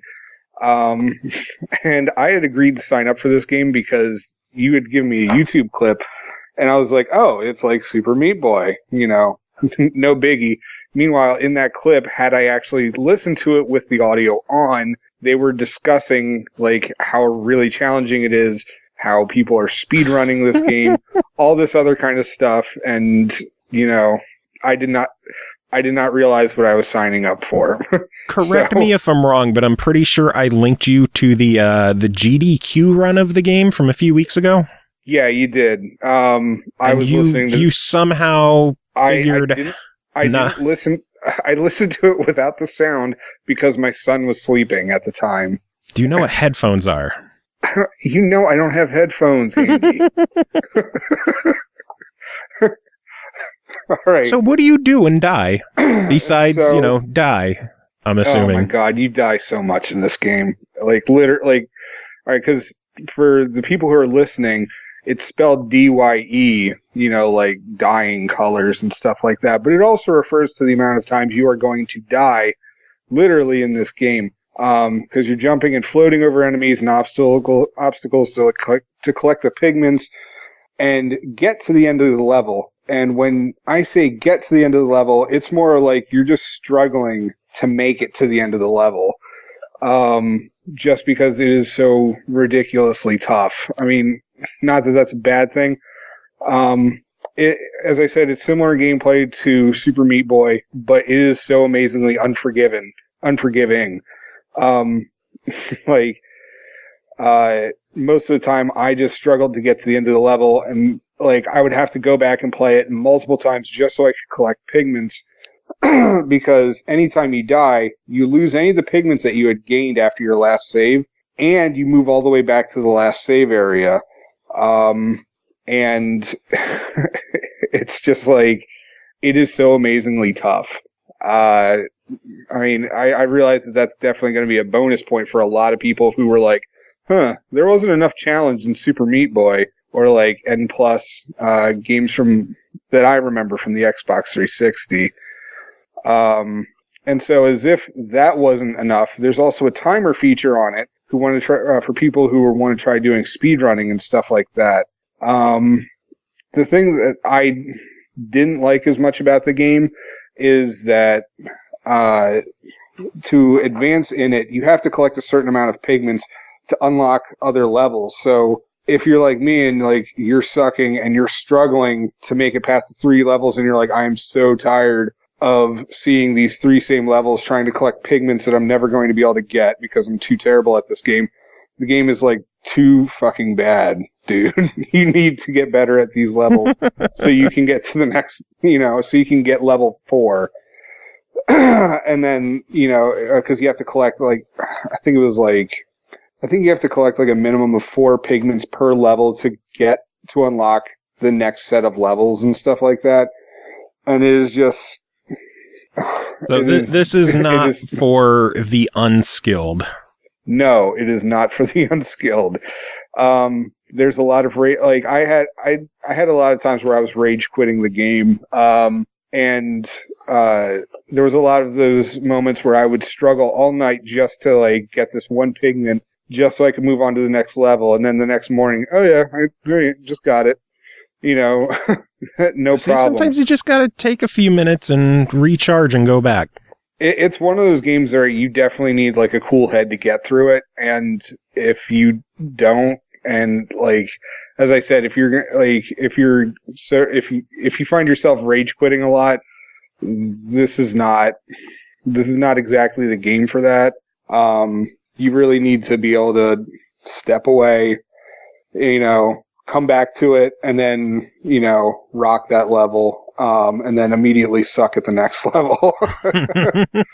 I really like the graphics. I thought they were cute. They looked a lot like 8-bit I wouldn't say 8-bit, but this weird area between Nintendo and Super Nintendo level graphics. But the controls are incredibly sensitive and unforgiving. But that's kind of normal for games where precision is the key, because you have to learn how to not overcompensate. I had a lot of problems with wall jumping. I remember that. But I think also the game has a very specific way that it wants you to solve certain puzzles. So, you know, if you keep trying to like bang your head into the wall over this, you're probably looking at it the wrong way. It's an extremely challenging game. It's going to take a lot of time and effort to master it. They say it goes from beginner to advanced levels. Well, it really ramps up the difficulty real quick. So I'd say take that description with a grain of salt. But if you're up for a humongously difficult challenge, Die is exactly where it's at for you. So for $5, your verdict on this one? For $5, I'd say it's a definite buy. But again, you need to know what you're getting into. Like if you played Super Meat Boy back in the day and you wanted more of a challenge, this is definitely going to be up your alley.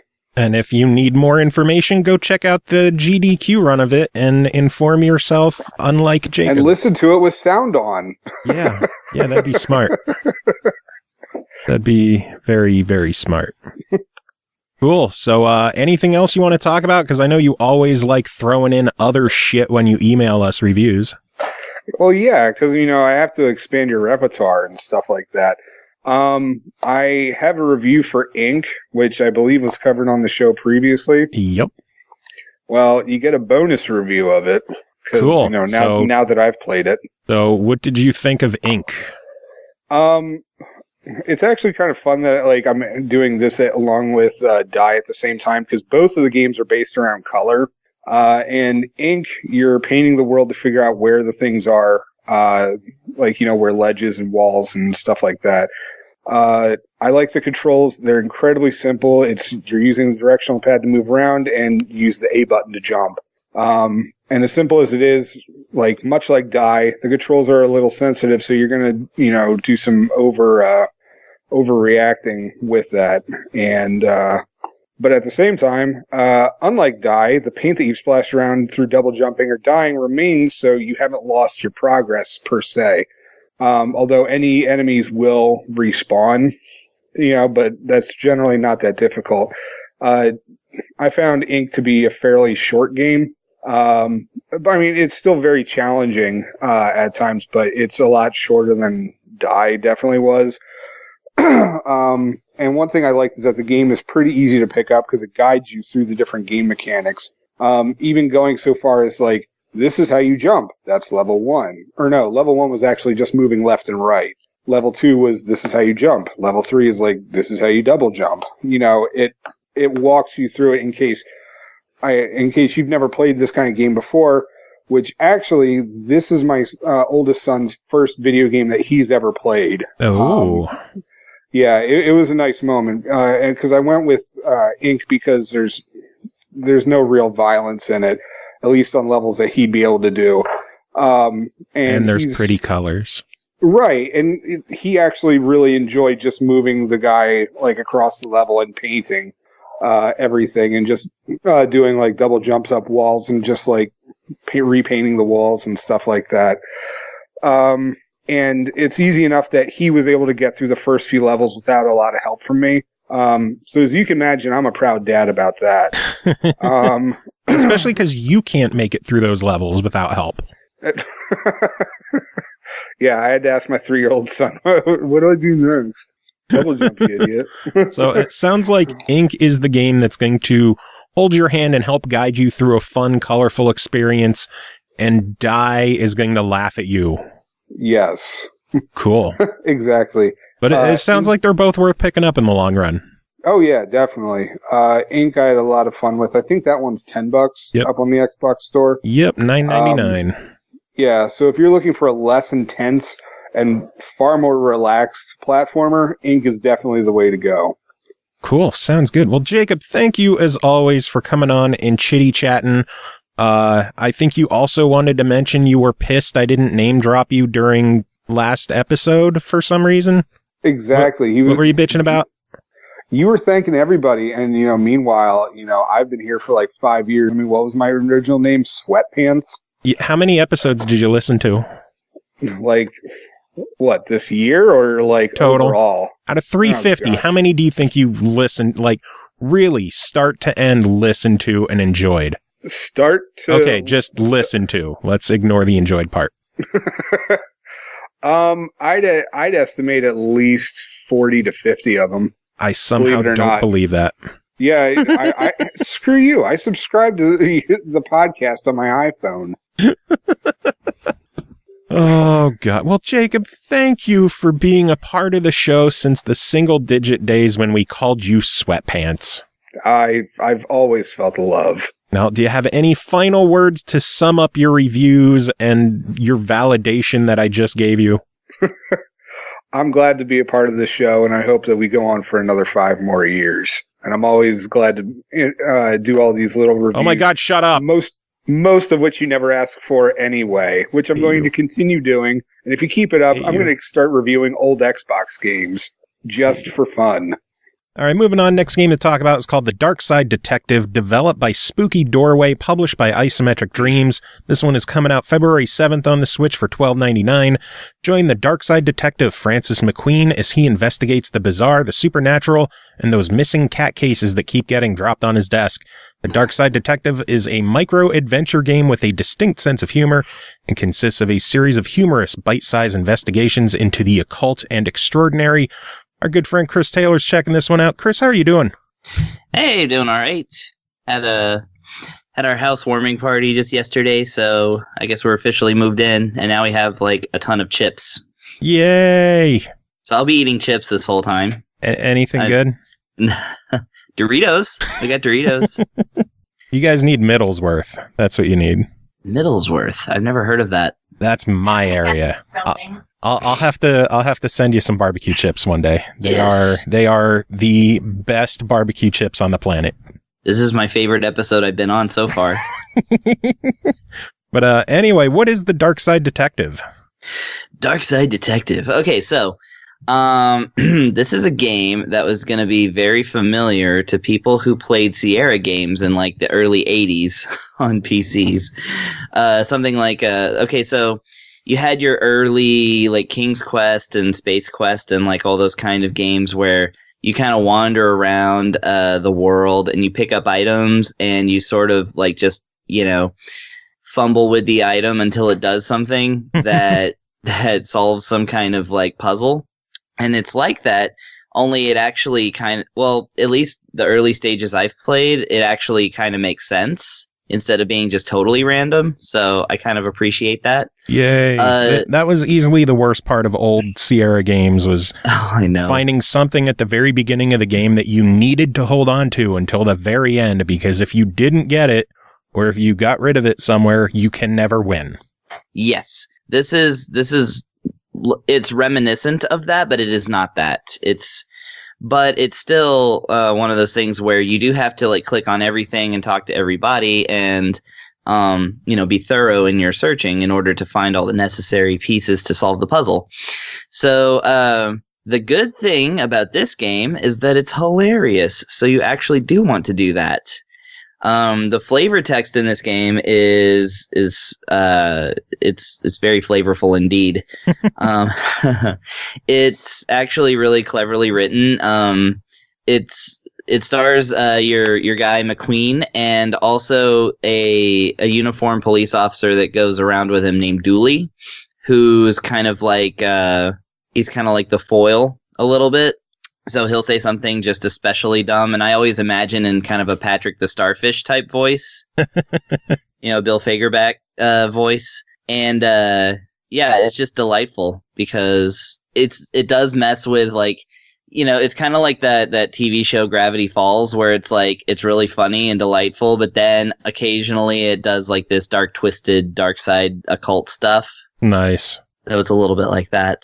The graphics in it are very much, it's purposely designed to look like an old Sierra game. Like your characters look like they're made of Legos. Like specifically that White Stripes video that made them famous. So nice. Like 20 years ago. Everybody's just like, moving around like faceless Lego block type people. But it also has things like, bloom lighting and, modern effects. And just like, the music is a little bit of a throwback. it's nice and spooky music, but it's also a little bit chiptune-y and a little bit modern, and was done by Ben Prunty, who's actually a noted performer of chiptune stuff, and he's the composer for FTL. Oh, nice. Yeah. So the music's really good in this game, although I recommend headphones because a lot of it's really bassy, so you won't really get the experience if you just play the Switch without headphones in portable mode. Yeah. Which, by the way, you're going to want to play this in portable mode because it's a point and click with a touch screen, and that's great. And yeah, you actually use your touch screen now, finally. Well, yeah, I have this nice stylus for it. Although I will tell you, I did solve the entire first stage mystery just using the Pro Controller because I was too lazy to get the thing off the cradle. Oh, Chris. And so I've had both experiences, and I can say that yes, the stylus is better, but actually the Pro Controller, using the sticks to move the cursor around, it's well thought out. The left stick goes a little faster than the right stick, and if you use them both together, they go very fast. I still think you're the only person I know who uses a stylus on your Switch. Yeah, well, I don't want to. I do too. It's Why? like yeah. Why? Catherine does too.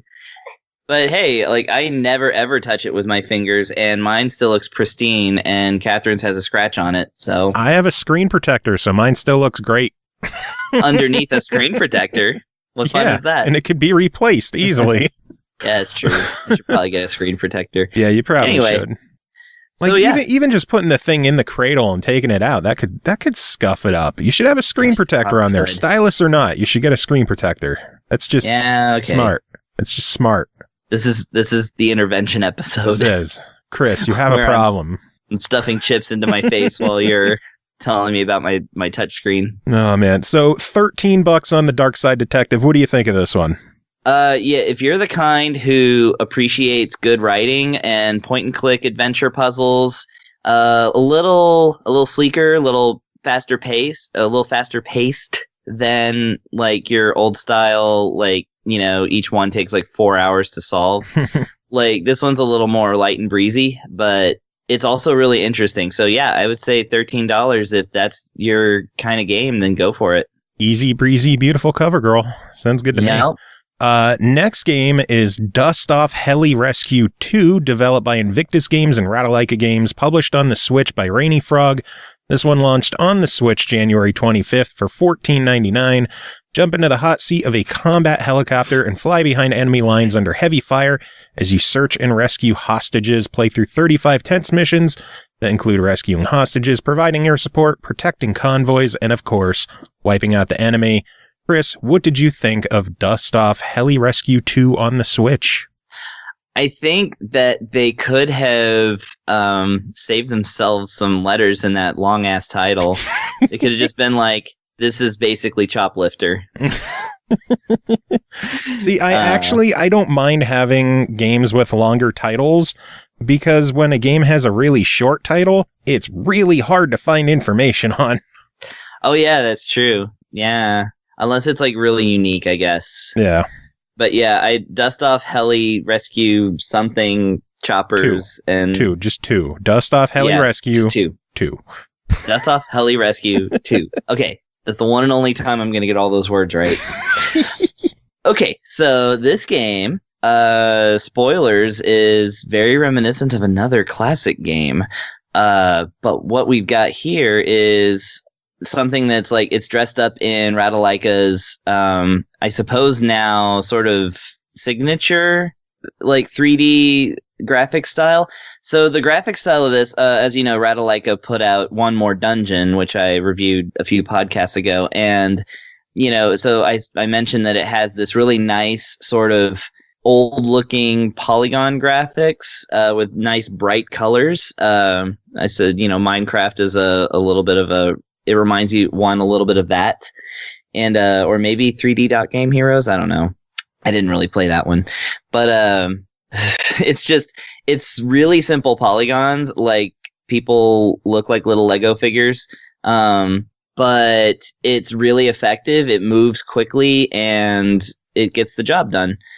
And, it it makes one think of like pixel graphics, but the pixels are cubic instead of, it's just squares. So it still looks kind of throwbacky. But yeah, the classic game this reminds me of is a series of games called Choplifter, which had you start on a pad and you go to the left of the screen or the right of the screen and shoot down enemies as you find them, which involves having to position your helicopter at an angle where your shots can actually hit them, which becomes a little bit tough because it makes you kind of like a sitting duck if they're, rattling off bullets at you. And so that therein lies the challenge, and that's what's preserved in this game. And then, of course, you have to make a totally perfect, not terrible landing, sort of Pilot Wings style, because, Pilot Wings had those 2 levels, which were rescue from a helicopter levels. Hi, Wilfred. And my cat's come over and he wants to review the game too. Or he wants Wilfred, what did you think of Dust Off Heli? By the way, I do want to take a second. Ratalaika, while they are listed as one of the developers, they didn't create the game. They just helped port it. The actual developers Invictus Games have nothing to do with One More Dungeon. Really? So it's just a big coincidence. Pretty much. Yeah, Ratalaika, they help in the development of porting games to other platforms. So that's where they came in on this one. Do they purposely seek out games that look like Minecraft? They might. That might be their MO. Interesting. Well, of course they also did the Yokai Dungeon Crawler, that one that I did. I can't remember the title of anymore. God dang it. Where is my Switch? I'm going to find out.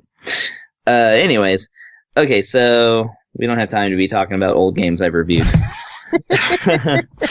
So this game, you use the shoulder pad buttons, the actual, not the triggery ones, but the bumpers on the top, to either push them both in to make your helicopter go straight up to the left, to make it go to the left, to the right, to make it go to the right. And the stick is almost useless. It just works for if you happen to be going in one direction and you want to turn the helicopter around while not changing directions, kind of like a tank control. Then it'll help you turn around, but not like all the way around. It's actually kind of fidgety, but that's okay because most of the game's like actual gameplay is automatic. Like for instance, you're shooting if you happen to equip a weapon, which you have to remember to do at the beginning of the level, because they will let you start the game without a weapon if you don't choose one.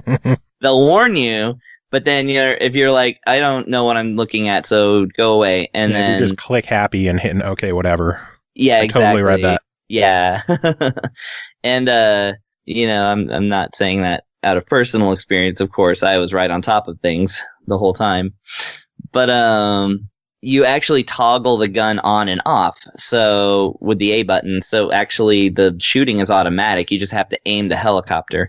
So I appreciated that they kind of simplified the controls because the helicopter is actually a bugger to control. It's kind of realistic in that way, which is funny because like at the beginning of the game, they have quotes about helicopters, almost all of which are really like snarky about helicopters.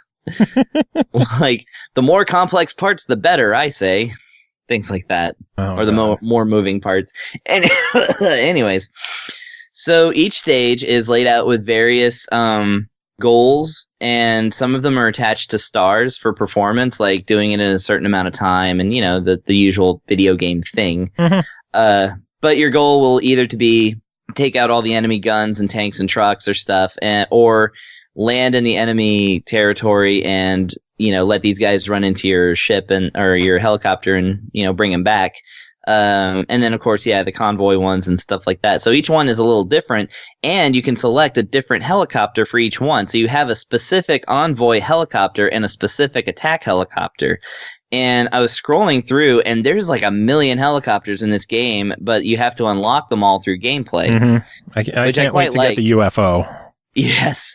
So there's very special unlockables that you get from collecting dog tags in the stages that are just kind of there, like you just grab them.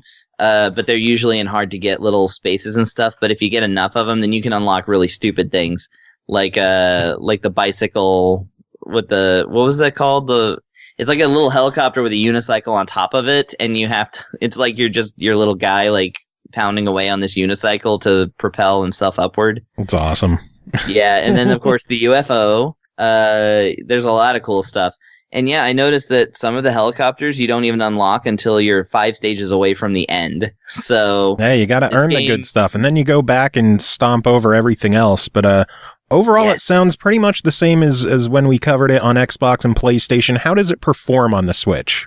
Performed great to me. I didn't have any sort of bugs or anything. Looks really great in portable mode.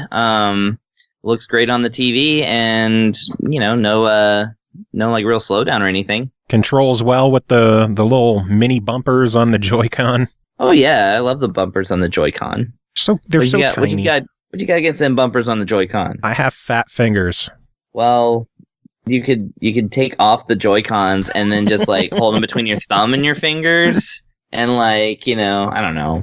Man. We'll get a Pro controller because Pro controllers are great. I love it.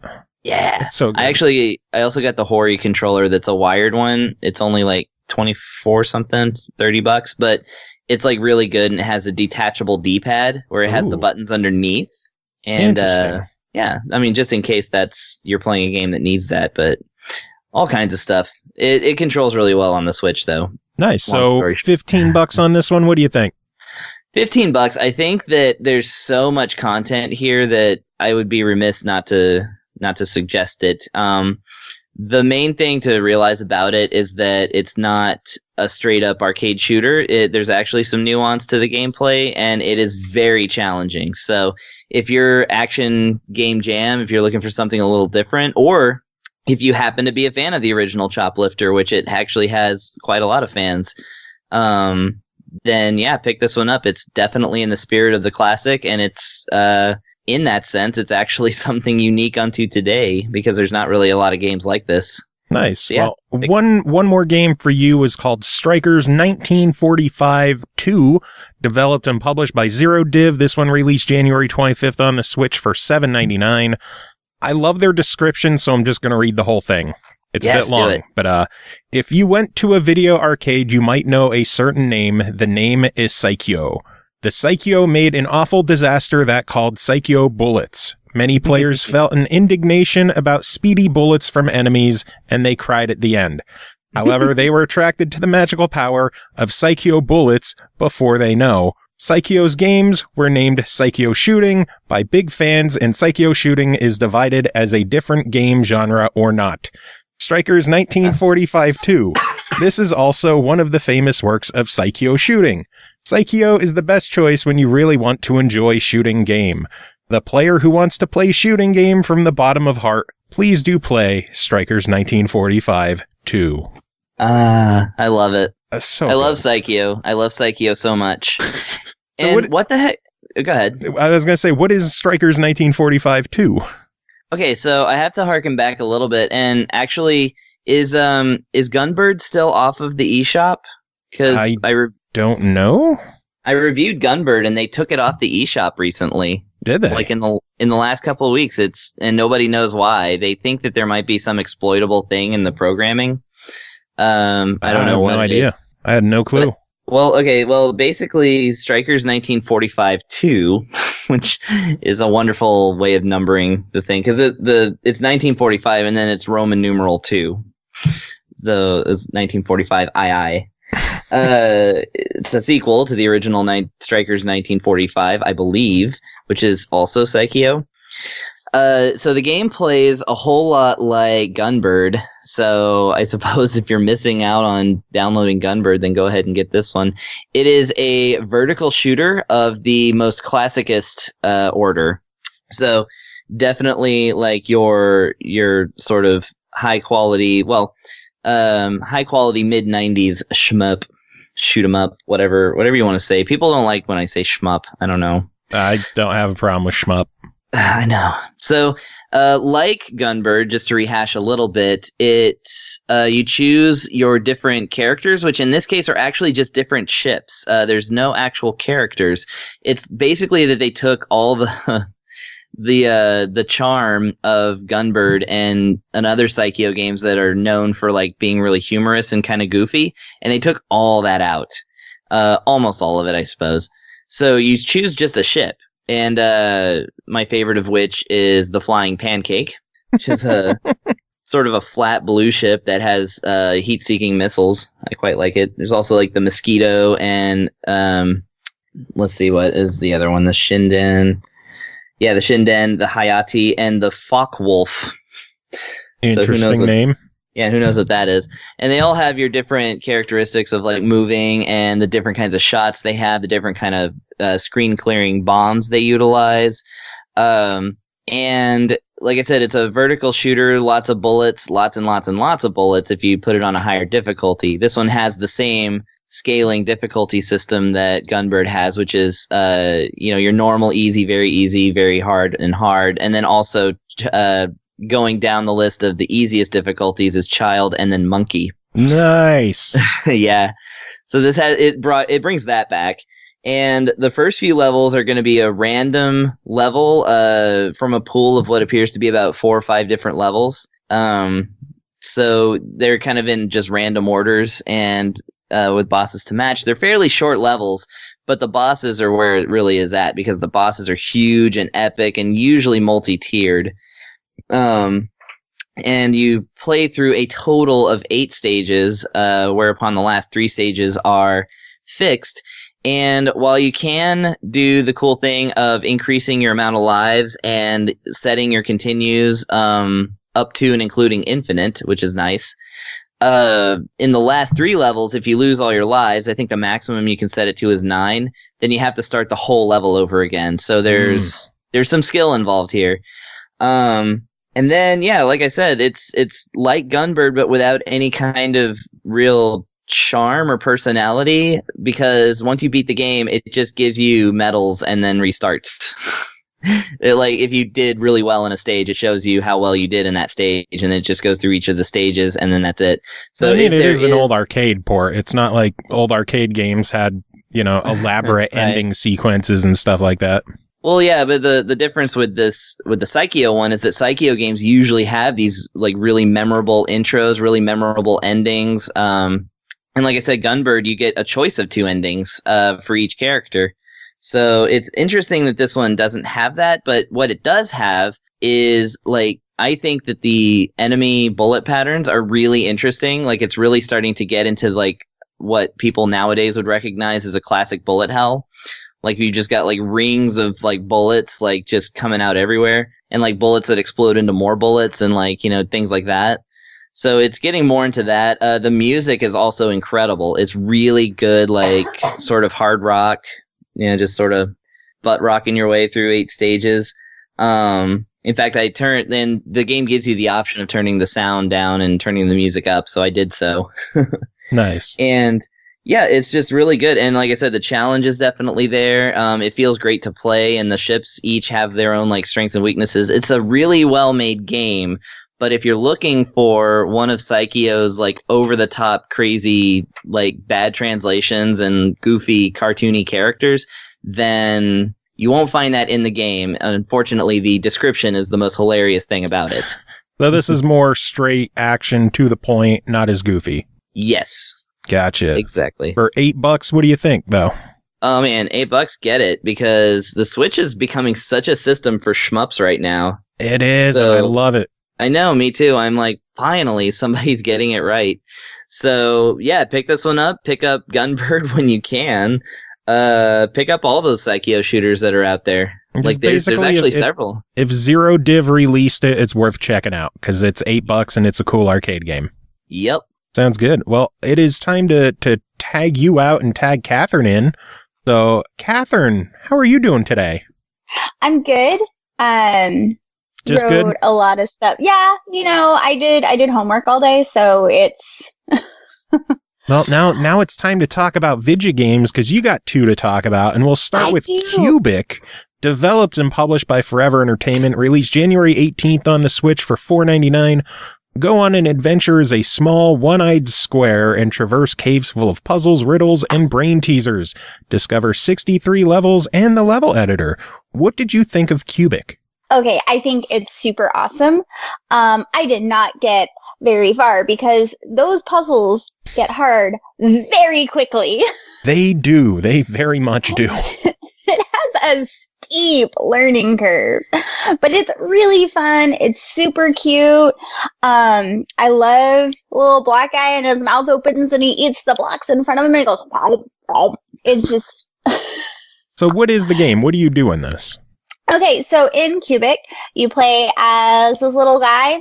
He's a square and he has an eyeball, and you have to get from one end of the room to the other, but you also have to eat all of the yellow blocks because you're super hungry and you think they're cheese. That's just me editorializing. I don't know why he's eating the blocks, but I'm just going to assume they're yellow, and so he thinks that they're cheese. I mean, he's a block with an eyeball. He can't be that smart. True. So, when you go through the games, you want to eat all the yellow blocks, and there are clues. Sometimes there'll be like little signs that have postings that you can read to maybe get like a little idea of what to do. One of the things I really enjoyed about the levels of the game is that this game has an unlimited rewind button. Really? Yes. Yay! It's awesome. So if you're like me and you really like puzzle games, but maybe you're not very good at them, you can make your moves and you're like, oh wait, no, that was super stupid of me. I'm going to rewind all of the times, except for that first move, because that was on point. And it's really nice because like you can work your way through the puzzle, which I appreciate, instead of having to like finish it and then have to restart again, and maybe you don't remember like how you did the first few moves correctly. So that means like you can rewind to a point and then move forward from there, and then rewind and move forward. So I really appreciate that it like lets you work through it rather than just making you memorize each puzzle, which is something that I don't care about. That happens in a lot of puzzle games. Gotcha. This one was just really good. All of the animations are really cute. They have little spiders that come out of spider webs. Everything's all pixely and fun. It's pretty. Like, even though it's blocks and it's dark, I would still consider it a pretty game. It's nice to play on portable. I didn't play it on the big screen, but the controls are really easy to get the hang of. It's not like it doesn't have weak points. Except maybe the difficulty. But I don't consider the difficulty a weak point. I just consider it something that I have to work past. Makes sense. Yeah, so it's really fun. For $5, what would you think of this one? I think $5 is a great deal for this game.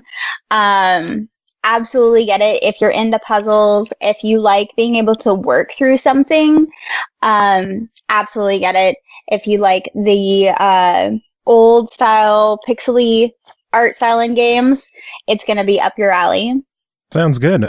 You have one more game to talk about, and that is called Shiftlings Enhanced Edition, developed and published by Rock Pocket Games. It released February 1st on the Switch for $14.99. It does have a launch discount of $11.25, but I have no idea when it ends. So if you want it at that price, you should probably jump on it quick.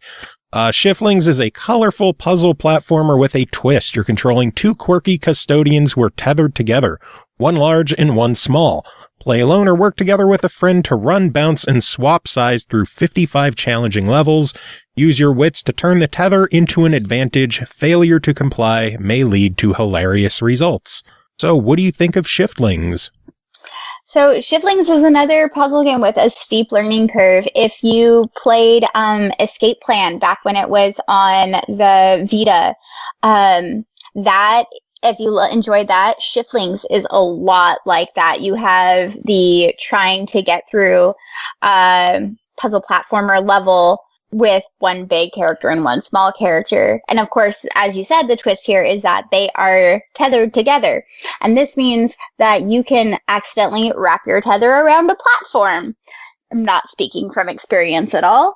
Why won't I move? Oh, I see. I'm totally around a platform. Cool. It's really fun. The story is really great. It's as if you're on a reality show. and you're basically like you're everyone else's entertainment. And the whole reason that one of you is big is because he drank a really fizzy soda and farted in his suit. Okay. Like that's the beginning of that's that how is it starts fantastic. That is character development. It's really sweet, and like one of them is smart and one of them is dumb, and so you have like the one glaring at the other. It's really sweet. There's a lot of controls that you need to get your head around, which can be tough at the beginning, because it kind of just like here's everything, and that was a little tough for me. But once I got the hang of it, like I was able to manipulate the characters better, and you can go into different areas, and there's like 3 pop bottles that you're supposed to collect in each level to unlock the bonus levels at the end. And then I was able to like do the extra things to be able to collect those pop bottles. It's just really cool the way that it kind of eases you into it, even though it throws all the controls at you at once. Nice. Another thing I really enjoyed about it was that when you come back from not playing it, it shows you the controls again. Just on the screen, has them up there, and I was like, that's awesome, because I was just going to be pushing buttons until I figured it out again. Well, I know this is a port from other platforms, so how well does it perform on the Switch? It performs really well on the Switch. I didn't know it was on other platforms. The way it plays as if it was made for the Switch. I used it on portable. I didn't get a chance to play it on a big TV. And I did single player. I do think that playing 2-player is going to affect gameplay very positively. I think it would be a lot better. Like a lot more fun to play in 2-player, where one person controls the little one and one person controls the fat one. So it feels like something designed for co-op, but it is solo if you're by yourself. Yeah, absolutely. And I really like that, because like Chris and I tend to play games together separately. Like there's a reason why we have 2 Switches. Nice. And it was because it was a necessary expense. But I mean, it really feels like it was made for the Switch. When you said that it was like a port, I was like, what? Yeah, it's on PS4 and Xbox as well. That's really cool. It feels like it was made for the Switch. I have no complaints about the controls for it. Once you get a hang of them, it's really fun. And it's just really cool. I do think that it would be more fun with 2 people rather than by yourself. But it's really cool. I do want to play it 2-player, because I think that if we can get coordination down, we can unlock everything, and I want to unlock everything in this game. Nice. So for the $15 asking price, what do you think of Shiftlings? I think that $15 is a great price for this game. The art's good, the story is hilarious, and it's just really fun to play, especially if you have someone to play it with. And it's just really great fun. You can also, since it's on sale right now, it's a great time to get it. Sounds good. So if you've got $12 and you catch this on sale, sounds like a good one to pick up. Absolutely. Cool beans. Well, you can't see, but I'm doing a thumbs up. Well, thanks as always to you and to Chris as well, if he's still in the room hanging out somewhere. Yeah. Yay, you're there. Always good having you both on. Do either of you have any final words to sum it all up? I guess congratulations to the Eagles. I thought you were going to congratulate SML on 5 years, but whatever. Yeah. Eagles and too, SML. I guess. Well, the thing is that since the Eagles won, there's going to be like this big discount at our local video game store. So nice. What are you getting? Oh yeah, that's going to be really fun. So yeah, and congratulations to SML on 5 years. What, 351 episodes? Yeah, this 351. This is my 300th anniversary show, because my first episode was episode 50. Well, congratulations, Chris. Thank you. That's what we were really getting at. All right, next game to talk about is called Zwei, the Arge's Adventure, developed by Nihon Falcom, published by Xseed Games and Marvelous USA, released January 24th on Steam for $19.99. Filterless fashionista Pipero and poindexterous punster Pockle are ordinary step-siblings facing an ordinary day in their ordinary little burg until a grand theft MacGuffin occurs and they decide to become unlikely heroes for cash and glory in that order. This goes about as well as you would expect. Amazing introduction and description aside. I want to know more about this, and Pernell Vaughn, you're covering this one. How are you doing? I'm doing pretty good, actually. Winter's back, and I don't know, Chilly Willy. Football has kind of brought a weird vibe to the area. Not a bad one, though, at least. Well, because we're close to the Philly area, the two of us. So everyone's excited. People were throwing fireworks and gunshots off when the game was over. You hear it all over the darn place. Like, I don't know what's going on. If somehow someone missed the news, the Eagles won the Super Bowl. Thank God they beat the Patriots. Fuck Tom Brady. There's been so many memes going around about that guy today. It's been hilarious, honestly. Just sad Tom Brady. Oh, and even better, today, like we're recording this Monday night. Today, Monday, they added Madden 18 to the EA Access Vault with Tom Brady on the cover. So I'm like, they didn't wait long at all to get rid of that. Like, honestly, should he even be on the cover given the circumstances? Well, considering he won the Super Bowl last year, I guess he kind of earned it. That's true. I guess I keep forgetting about the year. It's like a year in advance when they released the game. So 18 came out last year. Yeah. So. I want to see Nick Foles on the cover of Madden 19 with him being traded to some other team. That's what I want to see. That'll be hilarious. Like he's just like holding a check, like, see ya. But anyway, the Arge's Adventure. Tell me about this. So maybe I'd say last year sometime, I guess around like November or so, I covered Zwei, the Ilvard Insurrection, I think it was called. And something like that. Believe it or not, even though that game came out first, this one, Arge's Adventure, is actually the first game of a pair, and it came out much, much earlier than that one did. So I'm stating that with this in mind because when you play the Arge's Adventure, it is a much more primitive version of that game. So what it is you are basically these two characters. One is a melee fighter and one is a magic user, and you control them in tandem. Whereas in one of them is being manipulated by you, the other is a computer AI-based attack system. And then you walk up into dungeons as you play the game, and when the enemies come at you, you can attack them to push them back, keep them at bay, and additionally do damage to them.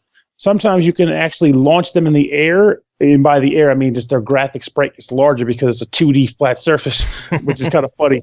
But you launch them in the air, you can kind of juggle them with melee attacks or magic attacks to keep them up to do additional damage. The game also has a sort of rhythm attack system to it, so there's a bar that kind of goes left to right at the lower right corner of the screen, and if you tap the button for attack at the right time, you'll get criticals based on this rhythmic system in addition to keeping your combo meter up, which also lets you eventually reach the point where you can chain like special attacks like charge moves and combo moves once you unlock both of those abilities. So also, let me think here. So one thing about this game that irked me compared to the second game, which I think the second game did a better job with through improvements because of course it's the sequel, is that each dungeon has a series of smaller dungeons built into it. And these dungeons are separated by the level that they expect your character to be in order to engage them safely. And also different means needed to unlock them. Like some are blocked by pillars that need specific magic that's unlocked in the game for Pipero to use to open them up. Some need specific items to be used to access them, and so on and so forth. But there's hardly any real indication made by the player, aside from seeing these certain things as you pass them, to notify you when you can enter certain areas and when you should enter certain areas. So this results in you doing a lot of wandering around in certain portions of the game just to find the next landmark goal to access the next dungeon to eventually get to a statue, which is the main goal of the game, is, as you said earlier, to retrieve those statues. So that could be a problem for some people who are not into that old style method of talking to every NPC and just kind of wondering and fumbling about the map, hoping to come across the next objective. But in addition, just like in the second game, one thing I like about the game that is still in this one is the way you level up and gain experience. In normal RPGs of the action variety, you gain levels and experience by fighting enemies, killing them, and getting EXP to eventually gain experience. But in this game, you get experience and level up by eating food. You cannot level up by killing enemies. That's solely good for occasionally earning drops in money. Weird. Yes, it's strange, but it actually works. So each item... Did it work that way in the other Zwei game from last year? Yep, it's literally the exact same level up system. You eat food, which gives you health regains and also experience points, and you level up when you hit certain caps. My old man brain didn't remember. Oh, we're all getting ancient, buddy. I know the feeling, trust me. So one thing, in addition to the normal food system, they also encourage you to kind of hoard food, so you're not just like getting food and just guzzling it down.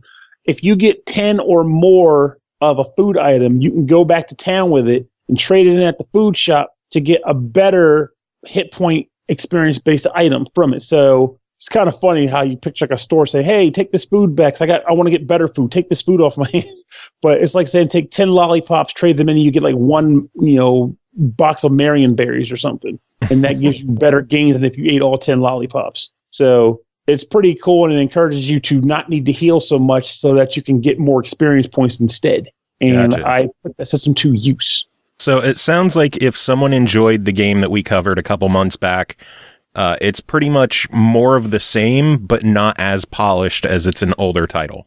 Yeah, and it's also slightly more primitive. So it's one more thing I should probably mention is that the game was kind of retooled to work with controller functions, but originally when it came out on PC, it was built around playing with a mouse and keyboard. So, for example, in the Ilvard Insurrection, combat for the melee guy was essentially running around with the crosspad, hit a button to do a combo attack. It feels like an adventure action game. In this game, though, you press the button, your guy kind of darts forward and springs back.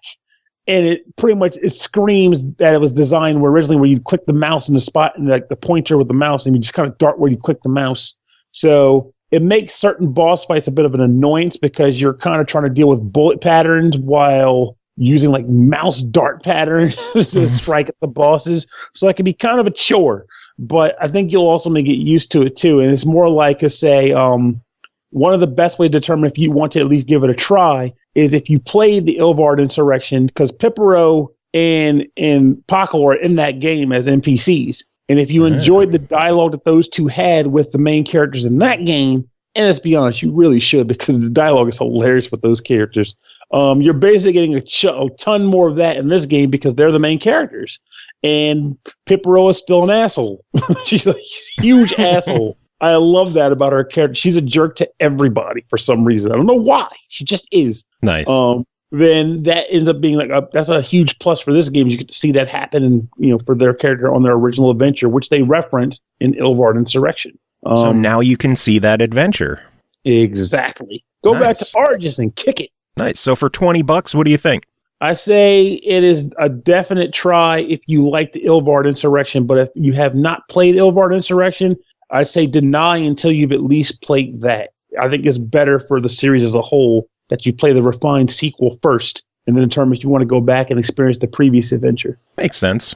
Sounds good. All right. Next game is called The Forbidden Arts, developed and published by Stingbot Games. It released February 7th on Steam Early Access for $9.99. So it should be out by the time you hear this. The Forbidden Arts is an action-adventure platformer. When the hero Phoenix seeks the counsel of a druid to make sense of his visions, she awakens the latent pyromancy within him. This begins an epic journey to save the world of Korra from the blight of an evil necromancer. So pyromancy and necromancy. Our friend Dark Mika covered this one, and she sent in her preview, and this is what she's got to say.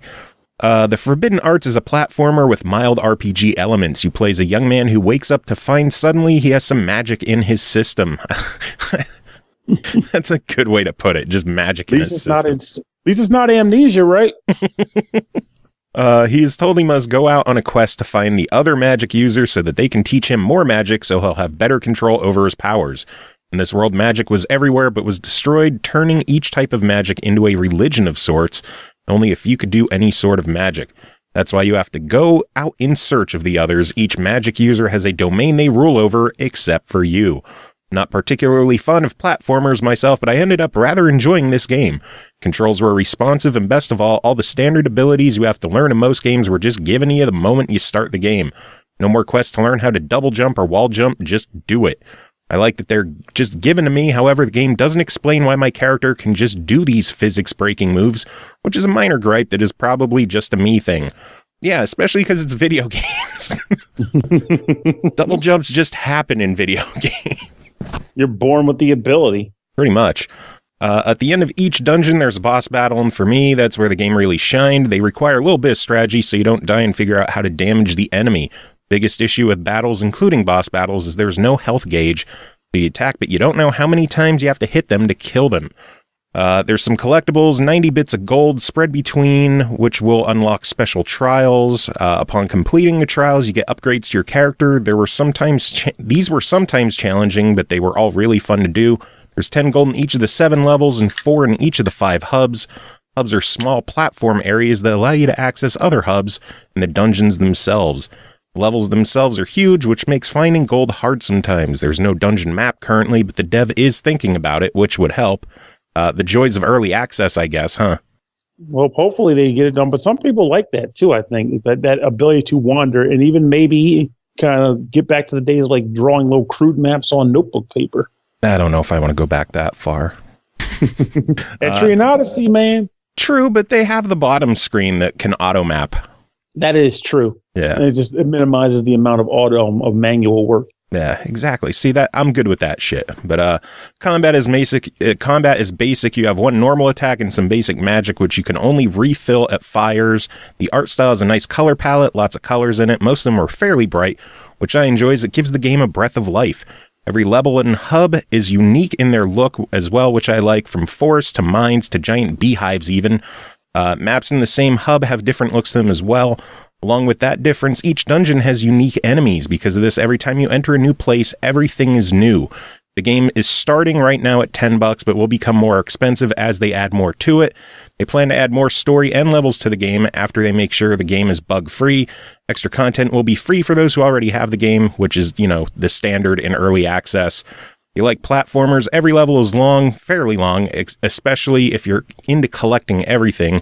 You should get in early and get it for $10. That way, when the extra content comes, you'll get it for free instead of paying more later. I have high hopes for this game, even though I'm not a platformer person. I even suggest the game to those who don't usually like platformers like me. This all being said, it's currently in early access. You can only play around half the game right now, but it is still worth jumping into while it's cheap.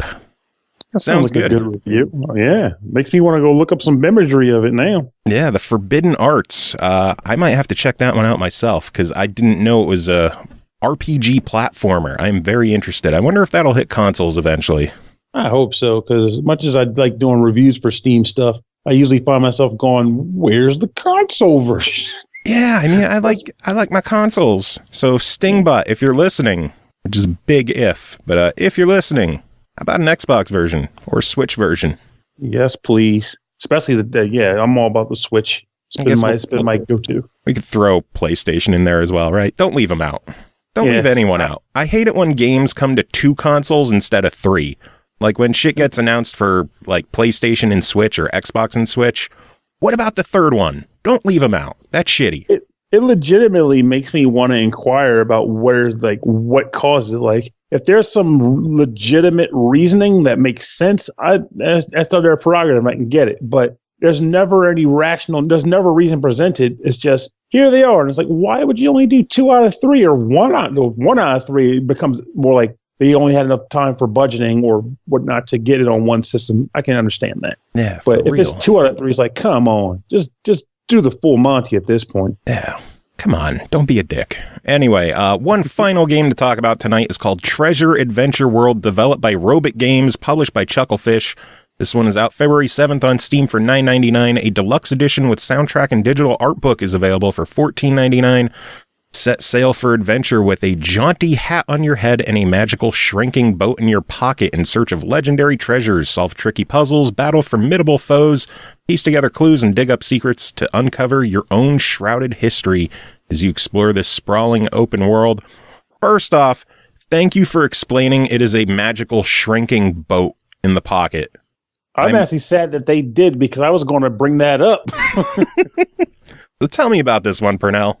All right, so first of all, this game is not abbreviated as SAW, so let's get that out of the way. This game is a prime example of not judging a book by its cover, because when Joe said, hey, look at this game, you should review it, I was not the most jazzed about it because the videos don't make it look exciting. But when you play the game, the animation actually does a great job of making you feel like you're enjoying the world as it animates. The main character as well as enemies on the screen. I actually enjoyed it a lot more in seeing it in motion in person. See, the main reason I actually offered it to you is because it was at MagFest, and I thought you saw it and played it there. Now, honestly, when I go to MagFest, which is why if I ever stop doing MagPL, I'll probably do a better job at it. But when I go to MagFest, most of my time is working. I'm just doing Pokemon battles. And then when I'm done, I'm too tired. I just want to go home or want to go relax. But, so I did miss that, but now I wish I saw it. But doesn't matter because I got to play it here. Yeah, buddy. But it's a great, fantastic title that involves a sort of open world exploration. Think like 2D Wind Waker in its own weird way, because you're going from island to island, trying to locate these 12 treasures, which was essentially what you were doing when you originally ended up getting shipwrecked on the island you start the game on. But the main character, of course, doesn't know that because he's the one with amnesia, not you, the player. So you're pretty much going between these different islands as you come across them, and you're upgrading your little incredible shrinking boat to get different parts and upgrades so that you can access better and better islands.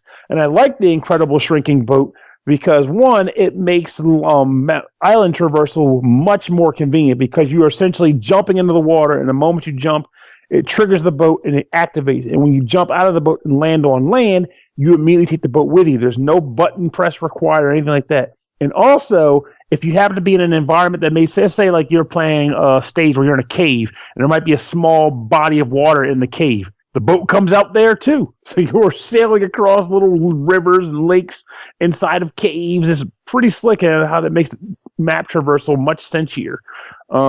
The game has a pretty cool day and night cycle too, which is invoked in certain areas of the game. Like some NPCs will only show up at certain times of day, or certain dungeons will only open up during certain times of day.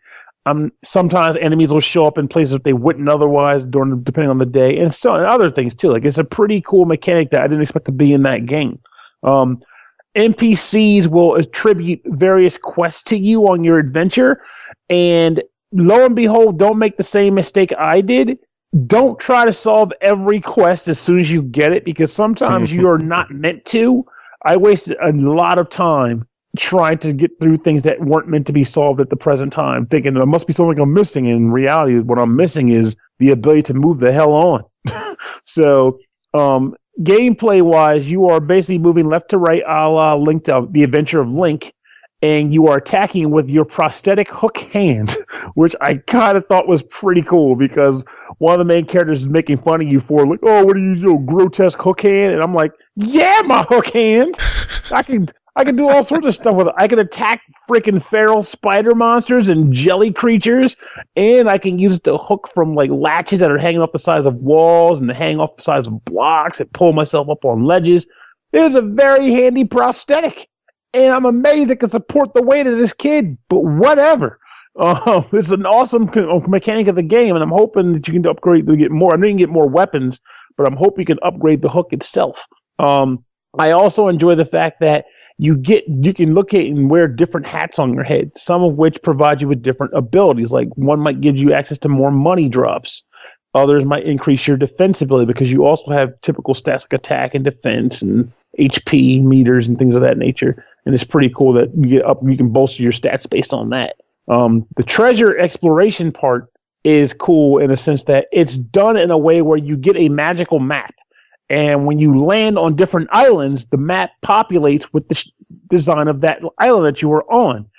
And there are these items called Navi pearls. Think like log poses in One Piece, I guess. And when you get the Navi pearl, it indicates on the map an X, like X marks the spot. and you might have to say go there and use your shovel to dig up in a treasure. But it doesn't necessarily lead you to take you to treasure. It takes you to the area where you can locate treasure. So it might be one that says, hey, go here for this upgrade. You go and you find the spot that the X is referring to. You dig in the hole, and boom, you're in a dungeon. And you explore the dungeon, and ultimately you come across this new tool that the treasure was indicating. So I enjoyed going back and forth between islands and locating what the Navi puzzle was telling me to seek out.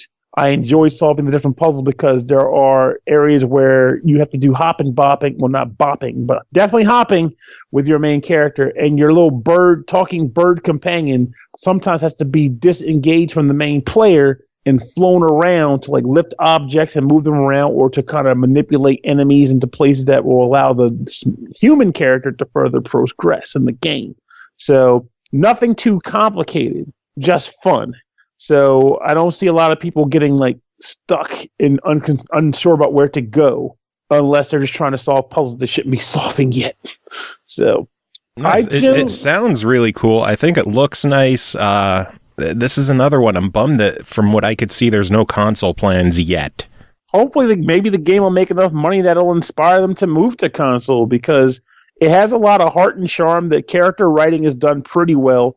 For better or worse, the only thing I don't like about it is I feel like characters should change their dialogue depending on certain situations, and they don't. But then others do. So maybe it was just a matter of what the writers had time to do with the game in comparison to just getting the gameplay going. But a lot of people also don't give two hoots about that. They just want to play the game, in which case, great game. But I genuinely feel like this is a game that carries a fair bit of heart to it. I like the animation. I like the graphic style. I like the ability to go around and seeking out, like feeling like a pirate and seeking actual treasure. And I look forward to seeing what ends up happening in regards to the main character hopefully coming across his dad and the guy that was on the adventure with them when they all got shipwrecked. Nice. So for $10, what do you think on this one? Easy buy. Explorative platforming adventure game that doesn't feel like a Metroidvania in the sense that you aren't going to... They're interconnected, but they're interconnected by like this island adventure mechanic, and not, well, I'm in the hub now and I'm going to go to this place like most of them typically feel like.